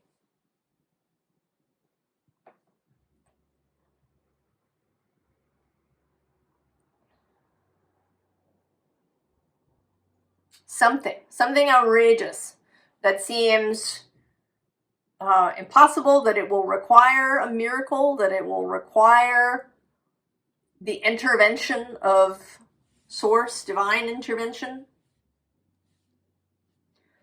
Just believe, Capricorn. I don't know what it is. I'm not even going to ask you to come and tell us what it is. You know what it is, or you're about to.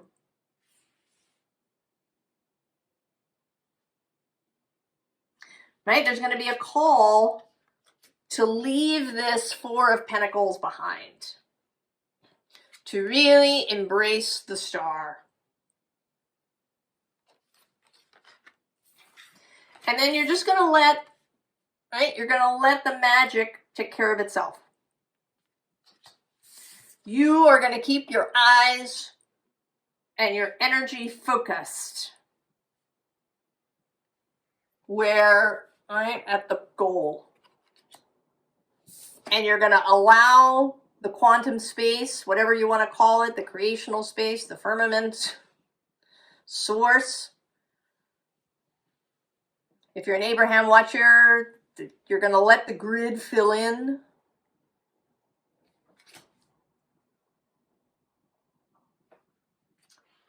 I'm going to pull another couple of cards because I can.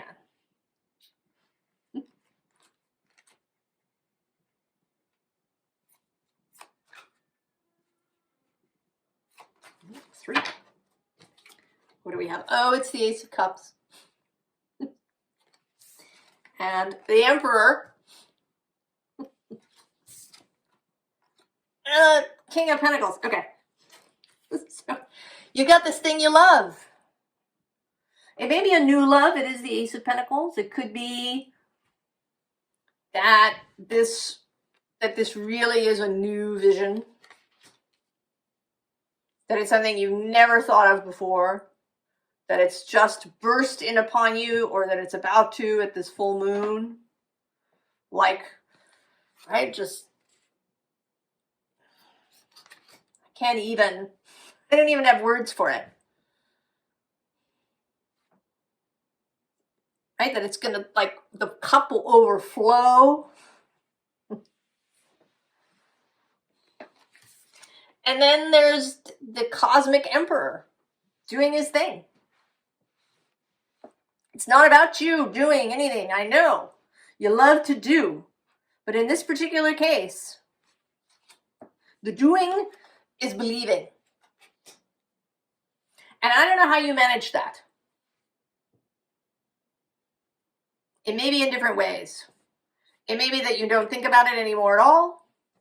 It may be that you sit, at some point during the day and really imagine this thing in as much sensual detail as you can.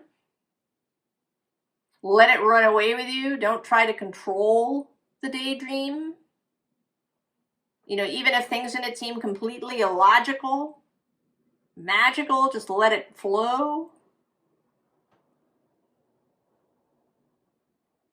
Maybe it's doing all the things around you, keeping all the small alignments in place. Doing a little forest bathing, getting out into nature, getting into other things that you really enjoy and love, keeping that energy alive. I don't know what it is. And then the King of Pentacles, the thing. Manifest reality.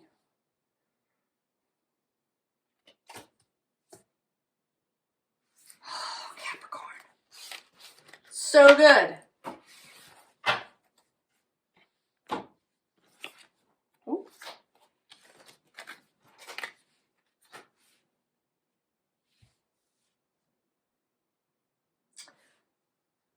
Aquarius. You want to go out of order too. You and Capricorn.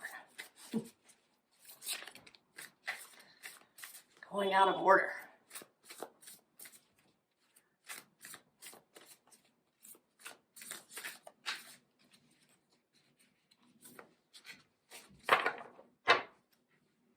Oh. Inner spring and inner autumn. We've been getting many dichotomous cards in that slot.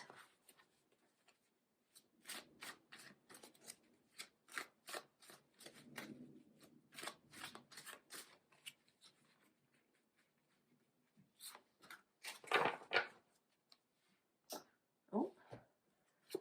Visionary, that's very you.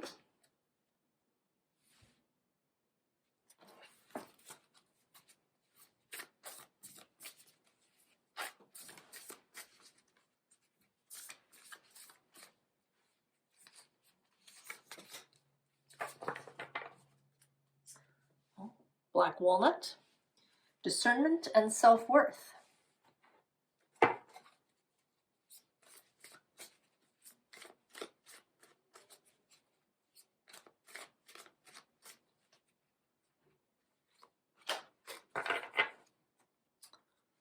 Wildlands.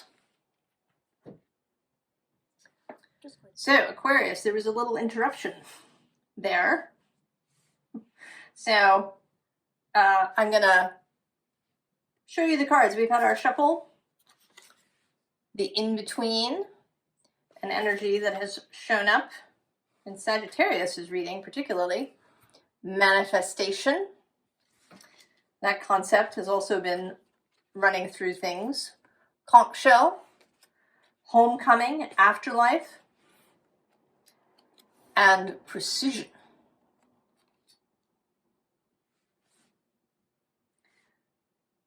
This is about bringing things together. Maybe things that normally don't come together or that we don't normally associate as being together. Maybe it doesn't even seem possible. Like this inner spring and autumn. They are separated either by summer or winter.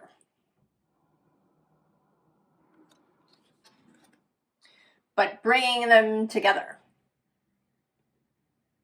And then the in-between.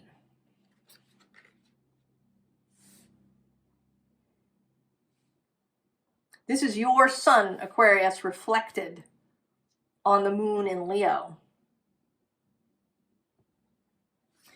Here too, there's this person, and then there's this magical deer being.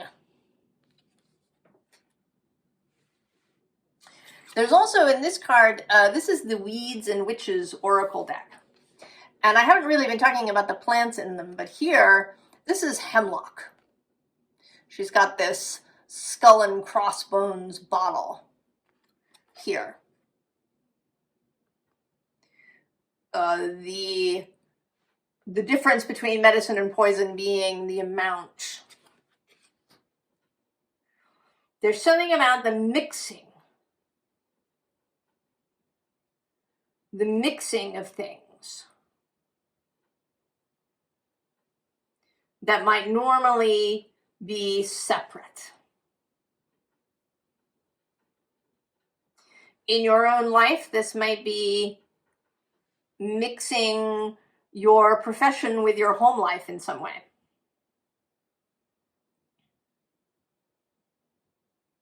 We often see those things as very separate. You know, we want to keep it separate, especially if perhaps our work life is difficult.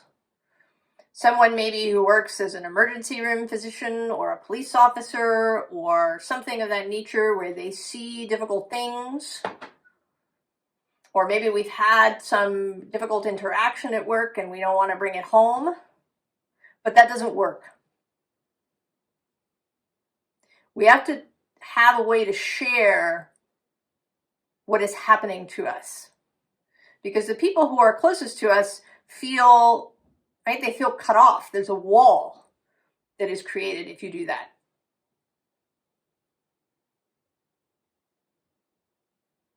And while you may not want to dump the whole thing, I think you would have to find a way to cross that line. But this is, I mean, this is feeling more like, with manifestation, that there's some mixing of things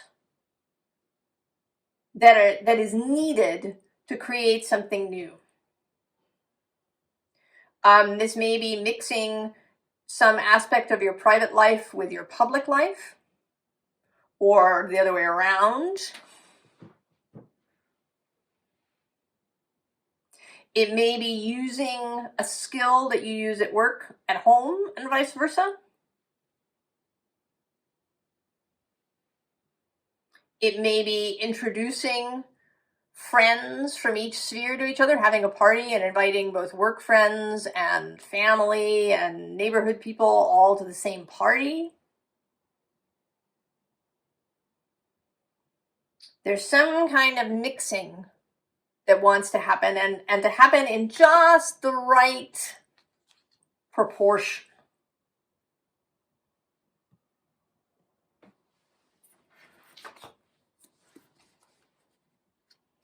No, I definitely need more, because I know this is a little vague.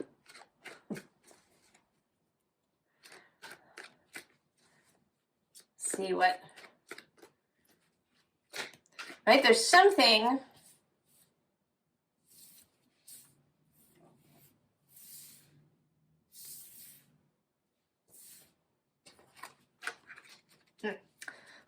right? I wanted one, but not the other. Something that I cut off when I did a little edit so that, because of the interruption. And I went and I closed the window.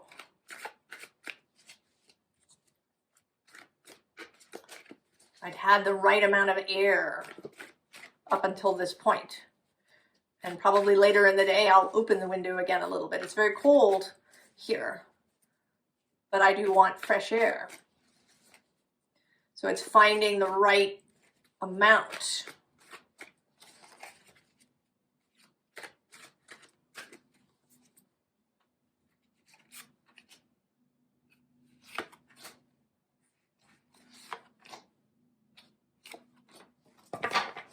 But that, whatever it is, sort of wants to be separate. Oh, the Six of Cups. The two mischievous children. Oh, and the World. This has come out, the World has come out several times in different decks. I've been talking about the new Earth. and how I don't really know what that means. Oh, Nine of Swords. And the Star. The Salty Sweet, yeah. And the Travelers.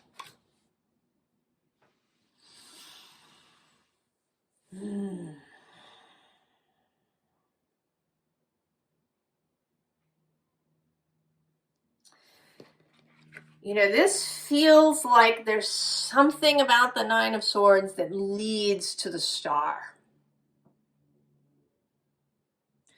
Right? That in the poison is the cure.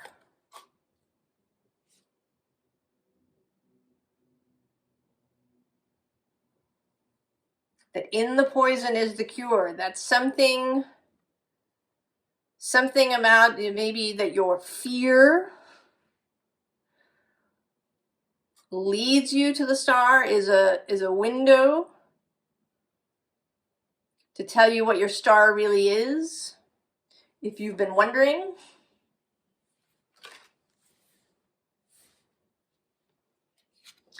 And then the salty sweet, the mixture of things that don't normally go together, or that we don't think of as going together.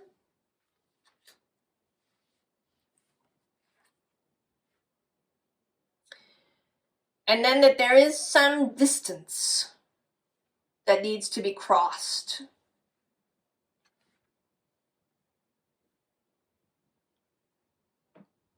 There's a distance that needs to be crossed.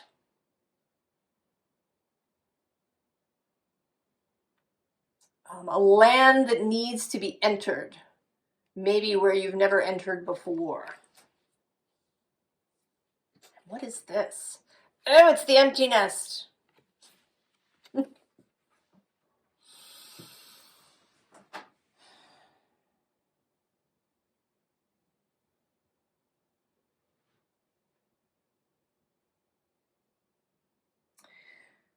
So there's a loss of some kind, maybe, that leads to a fulfillment. Something that's removed, that needs to be removed in order for the ratio to be correct in some way. Aquarius. I know this is very vague. I hate to do it to you, but I don't feel like anything specific. Let's see if maybe I can get you something a little down to earth.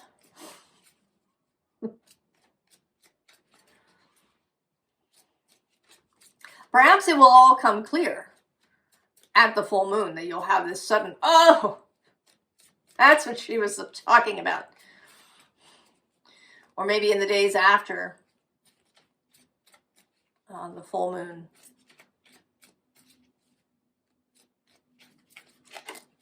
You know, the full moon is on what is traditionally seen as Imbolc, which can be thought of as the beginning of spring.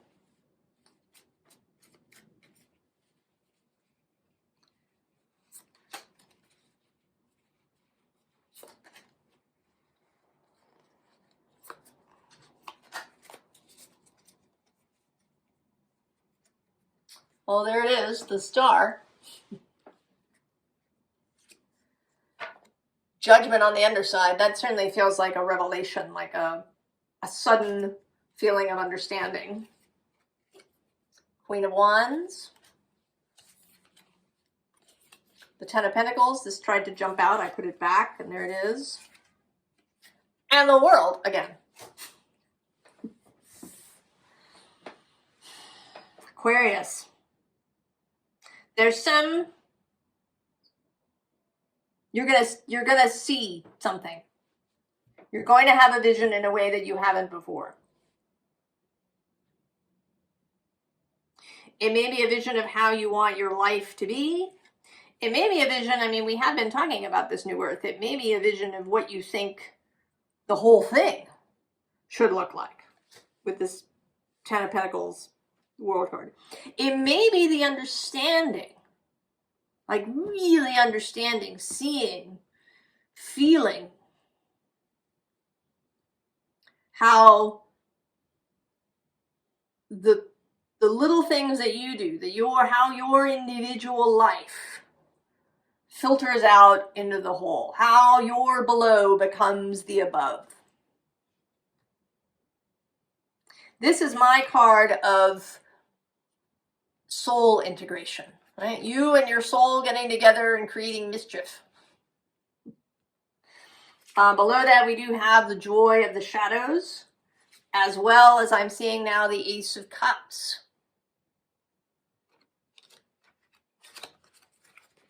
You may see how your tribulations have led to the thing that you want the most.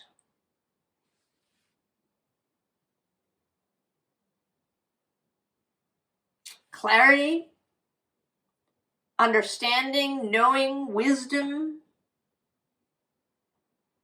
really seeing the star, understanding how things come into manifestation, right? How this in-between space can become the manifest reality.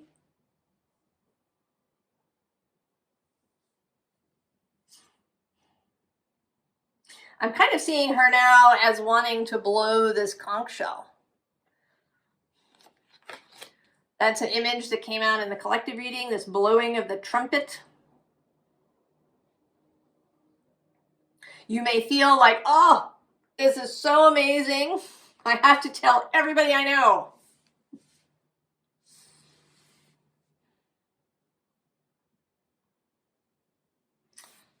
Aquarius. Clarity, clarity, seeing, knowing, being inspired.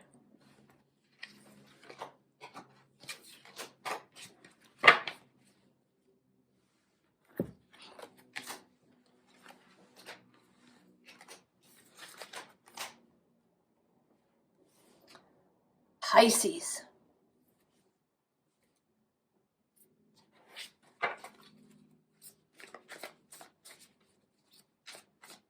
Pisces. It has been such an interesting reading. And really uplifting.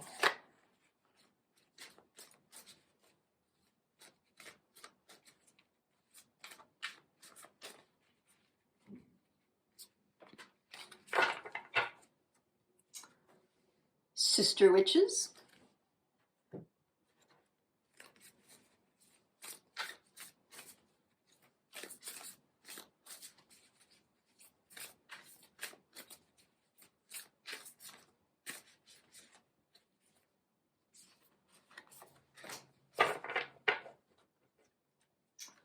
Oh, the in-between. This was just out in Aquarius's reading.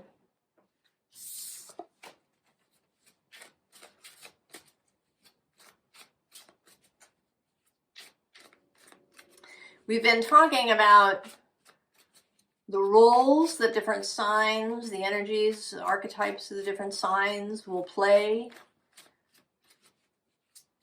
in the creation of this new world, the new earth. If we want to use that term, I don't have a better one. I don't know really what it means logistically. Summer dreaming.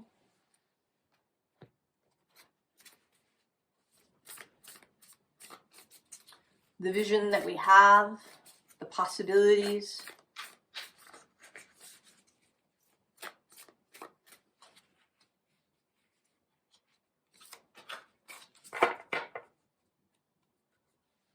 The raccoon, curiosity and perseverance. Remember that you are wild.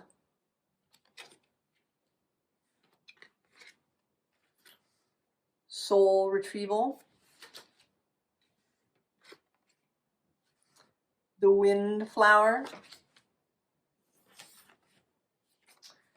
and the live oak, longevity, reliability. It's interesting.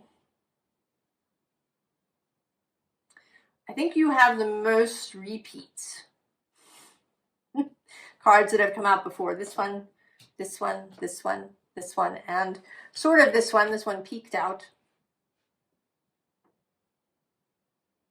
And it was something that was a little true of Virgo too.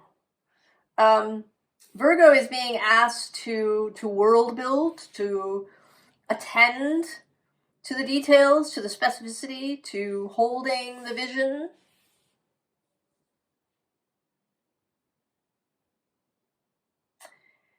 And you, I think,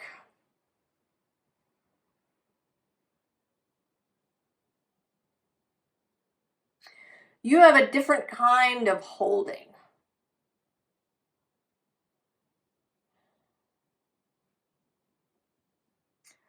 A holding of possibility. A holding of the dream, a holding of difference, interestingly. Of this wildness, you know, while Virgo is busy world building, I feel like you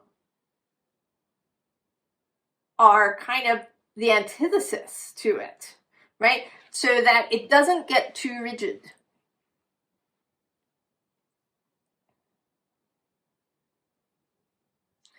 The way nature is.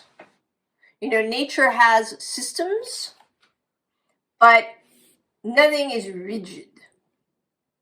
Nothing is really regimented. There is space for creativity and flow and change and mutation and, you know, new species showing up, plants growing in places where they never have before. Right? There's a sense here too of going places where one never has before. The dream of the possible, the outlandish idea. Capricorn too is having this outrageous vision. But you, I think, are here for holding spirit, metaphysical, magical, the fairy realm.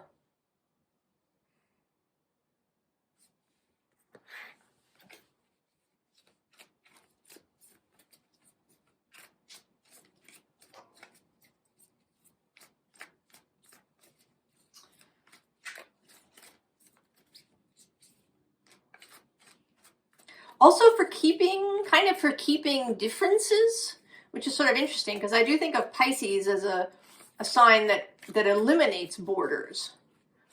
But kind of keeping magical differences, keeping rituals and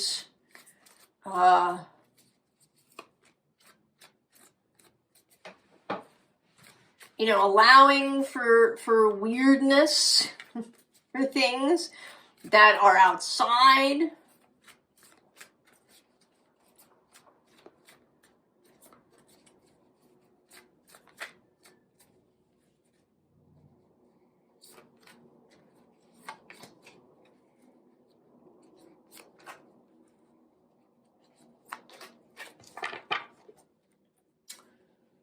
Ah, the Seven of Pentacles. Six of Swords underneath. The Wheel of Fortune. The Fool. The Four of Wands. And the Ten of Wands.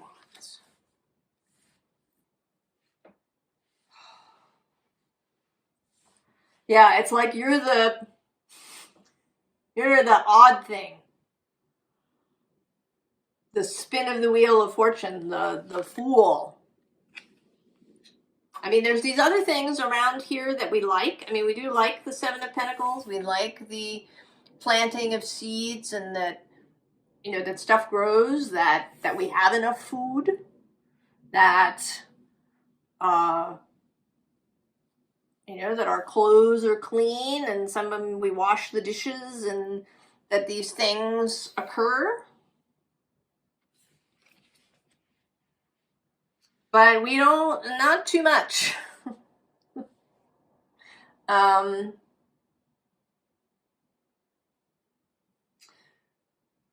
You know, that sometimes we sacrifice doing, you know, maybe mopping the floor in order to go out and play. That we, you know, that we keep this connection with each other, with Source, with our souls, with lightheartedness, you know, that we don't let it get to this.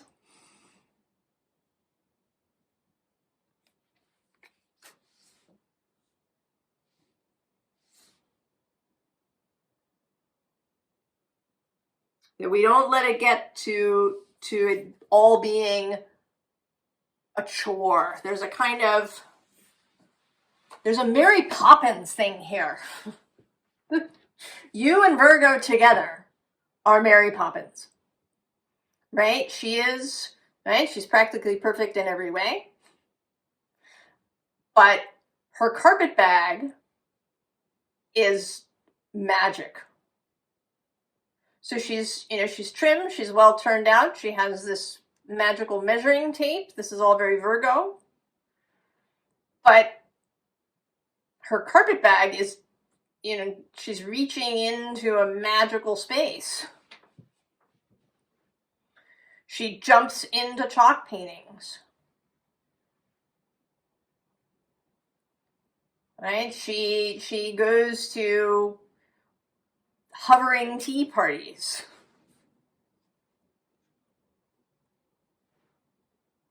So there's some order and method. We're not completely chaotic, but we're also not all buttoned down. Because even magic can become buttoned down. You know, you have a specific ritual and you have to do it this way exactly, or the world will end.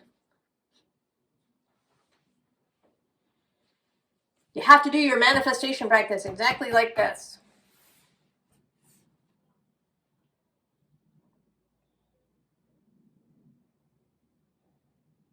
Right? The extremes.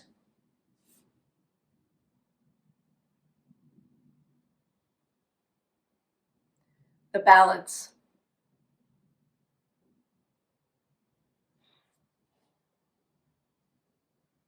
And that is your space.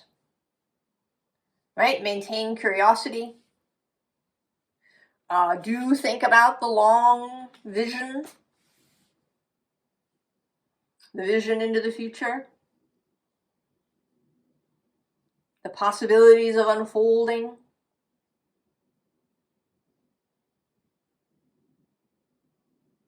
You know, if people are going on about what they're building and their physical thing, you could say, but remember the soul.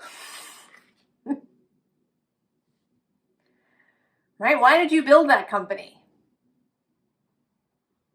Right? Are you Scrooge or are you Fezziwig? Who knows that there are other reasons for building something? I often think about the web that way. You know, we criticize and say terrible things about the people who run Google and Facebook and all of these things. But I think that in the beginning there was a vision of something really open and free, and that it went terribly wrong. And part of the reason that it's gone terribly wrong is that we've lost the focus. When, you know, responsibility to the investors becomes you know, the excuse for doing things or the reason for doing things, rather than why you started the company in the first place, right? You've gone off somewhere.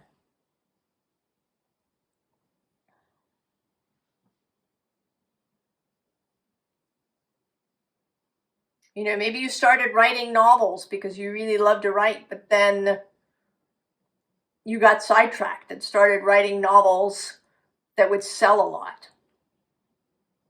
And you lost the joy. You are here to keep the joy, Pisces. I kind of want a couple of extra cards so we don't end on that 10 of Wands.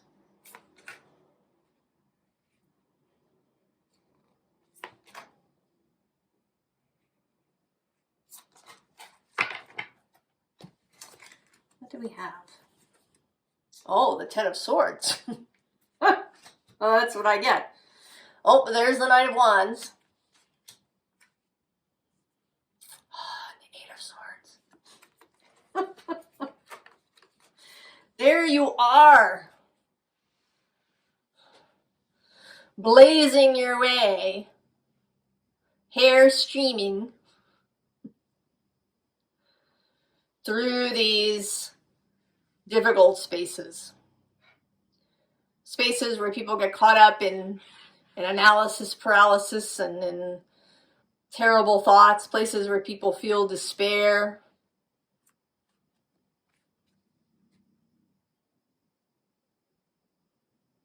You're that breath of fresh air. Magic incarnate. Keeping the dream alive, reminding people. Reminding yourself, probably, as well, of joy and magic and beauty. Reminding yourself why you set out on a particular road if you get lost.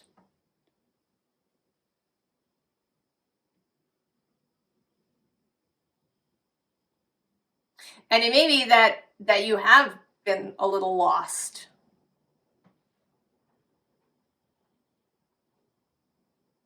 And that this moon is going to bring you back to your focus, back to this energy, back to that. Oh, Pisces. It's beautiful. I've been so uplifted by these readings today.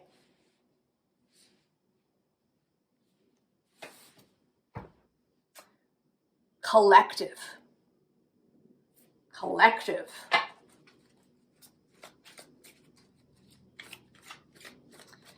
If you have come here first, possibly, there has been discussion about the roles that the various signs are going to play in the creation of what I've been calling the New Earth, though I don't really know what that means. I don't have another name or phrase for it.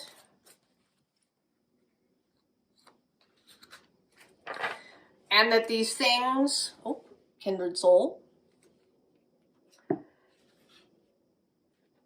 are the micro and the macro, the below and the above. That what happens in your personal, physical, tangible life ripples out into this new earth, into the collective.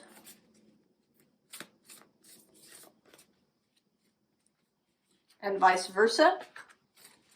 That what you might set out to do, masculine, feminine,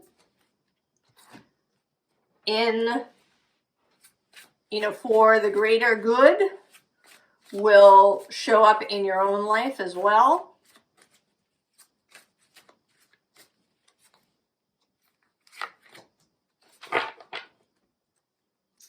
Oh, the Violet Lady. I love this card.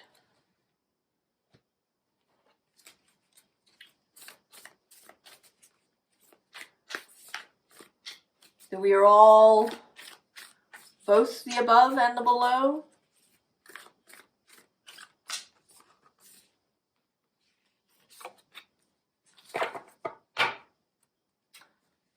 Black-eyed peas, wealth and prosperity.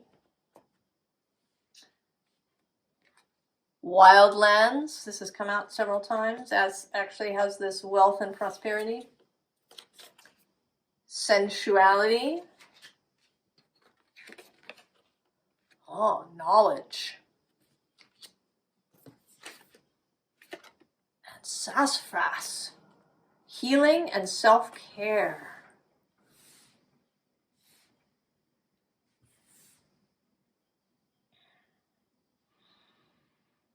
Coming back to the self, to ourselves.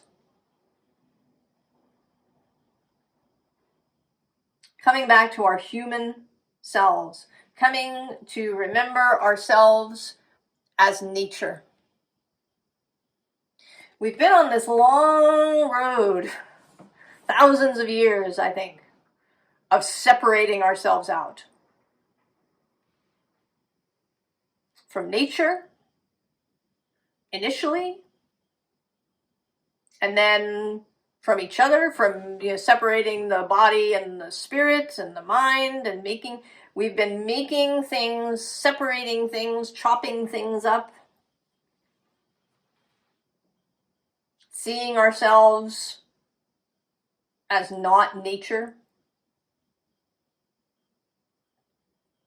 Coming back to the body, to Eros, and Eros not simply as having sex, but Eros as sexuality, as this sensual existence with life. Eros as that thing that pulls you towards something. I think we have totally lost this. I know that I certainly have.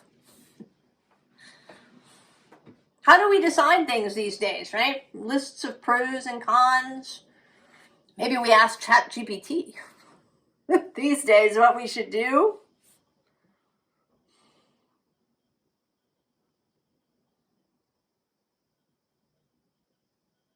That we are so separated from our own guidance, our own knowing, our own wildness. And wildness not in the sense of being out of control, but in the sense of being connected to instinct and intuition and body.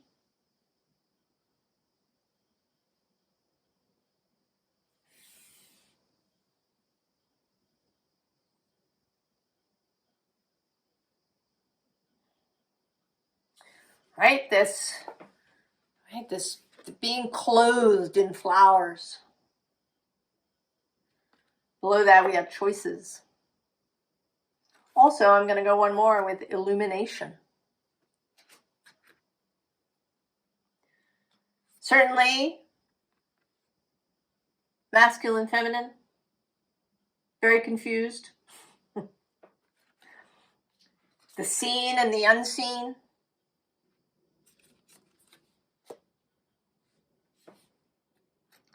What's under kindred soul? Oh, well, yeah, protection.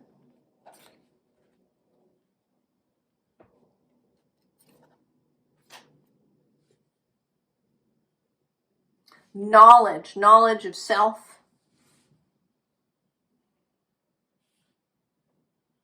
And knowledge actually that is not sort of book learned in the sense of, being able to Google something. And isn't that interesting? How Google sucks now. Have you noticed that? I mean, you can go on YouTube and, or out on the internet and say, Google search sucks now, and you'll get a bunch of stuff about why that is. But of course, I look at things from this metaphysical perspective. We got to this point where we went to this thing in order to know, and now it's not telling you anything. Maybe because what we need to know isn't there.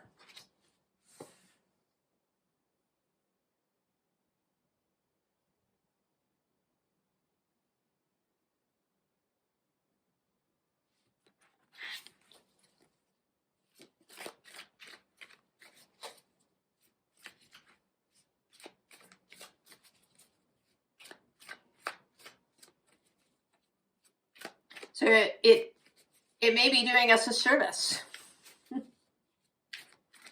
Stop looking there.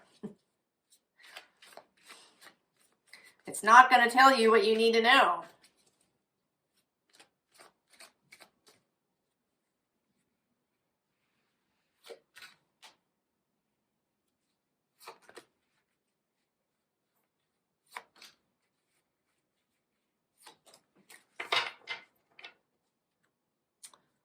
Oh yeah, Eight of Cups.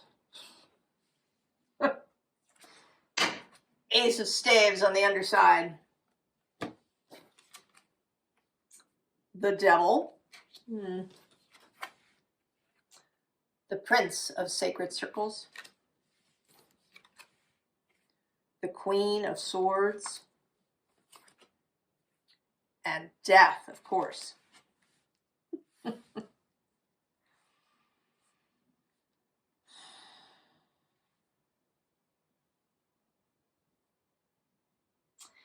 The word that comes to mind is reckoning. Under the Eight of Cups is the Emperor and also the Queen of Staves. And there's strength as well.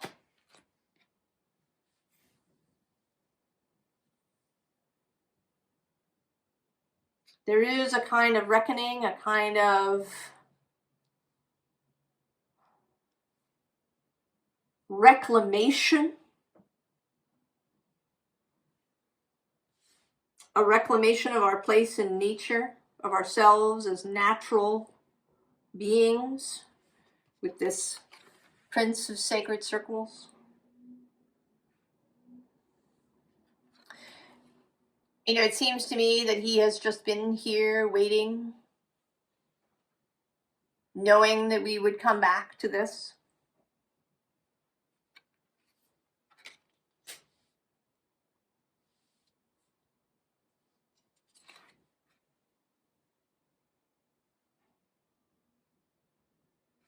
And this Queen of Swords who feels like this exuberant life force energy, bringing the new into being.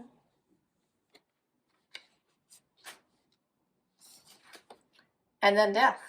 I mean, there is something here about releasing the past. I often say the past is not a map to the future. And there may be some, I don't know, maybe we have some final farewell that needs to be said. Maybe there's a level of forgiveness. We had to reach this point of separation. This point of fragmentation, of whatever you want to call it, before we could make this turn. Before we could understand what we were losing, what we had given up.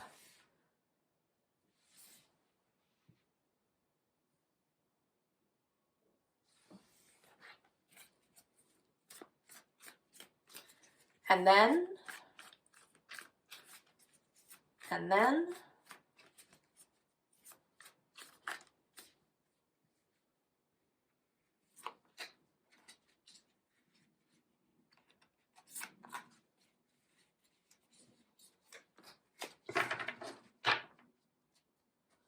oh, the Eight of Swords. There's the Hangman.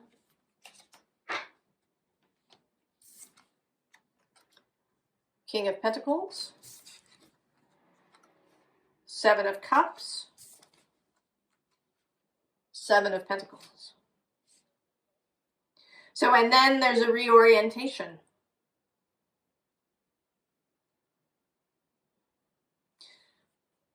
Right? There's getting out of our own heads.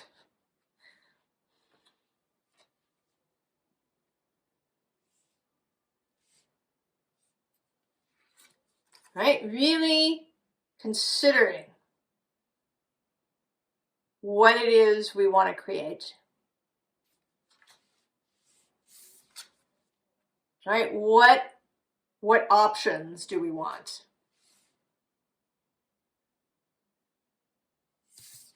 And then getting down to it.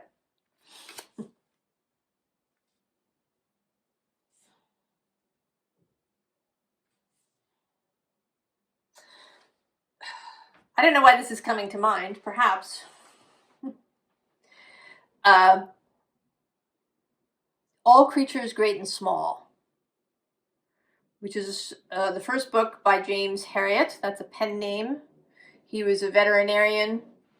He was trained, and he thought he was going to be sort of what we think of as a vet, dogs, cats, pet kind of animals.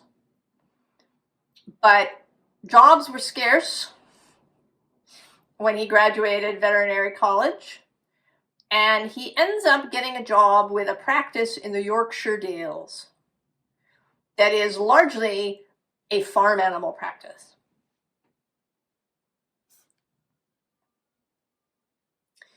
And it's unexpected,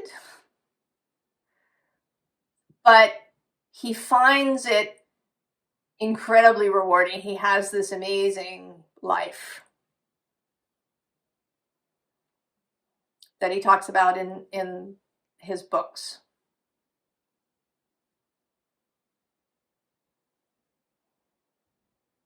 And I have this sense, the first book starts with him on the bus going to Yorkshire and thinking about everything up until this point and how, right? It's like this new opening up of his life, and he has no idea what he's stepped into. I mean, the whole thing is filled with unusual things.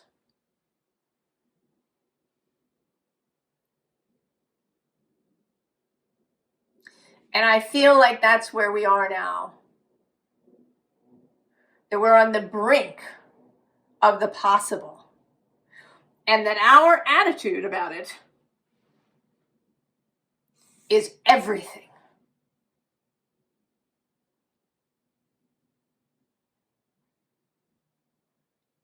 That our attitude in our daily lives, in all the little things that we do, how we comport ourselves, the way that we make choices, how we speak to people, that the individual, the tiny, the micro is so important. How we choose these things is very important, very crucial to what happens from here on out. All right. I kind of don't want to leave. It's been really inspiring to me, all these readings and the messages in them. Perhaps there is a final inspiration for us.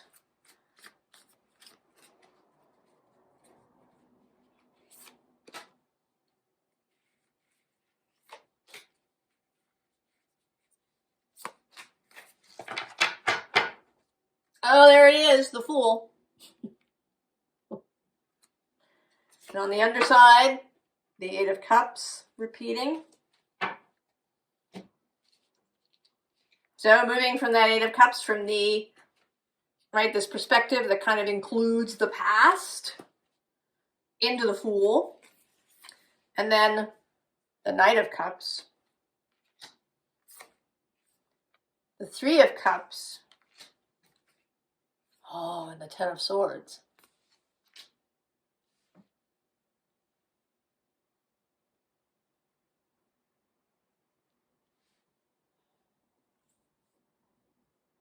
I don't know, I can't get away, right? I sort of wanted to end on this. You know, we have death and the Seven of Pentacles and the Ten of Swords. I can't get away from the fact that something is ending. But that what we move towards is gorgeous, beautiful, filled with love.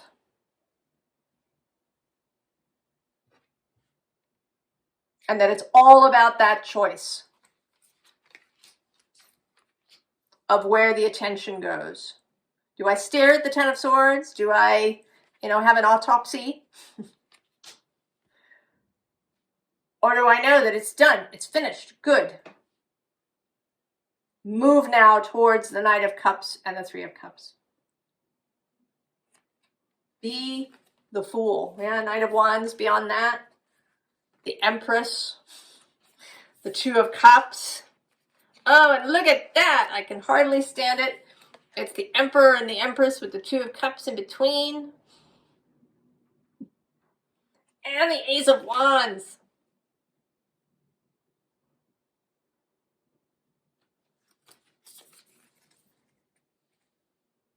I hope that you feel inspired. That you feel called. That you feel ready.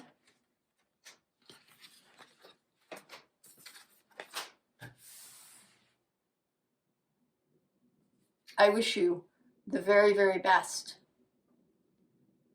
And I will see you. So long.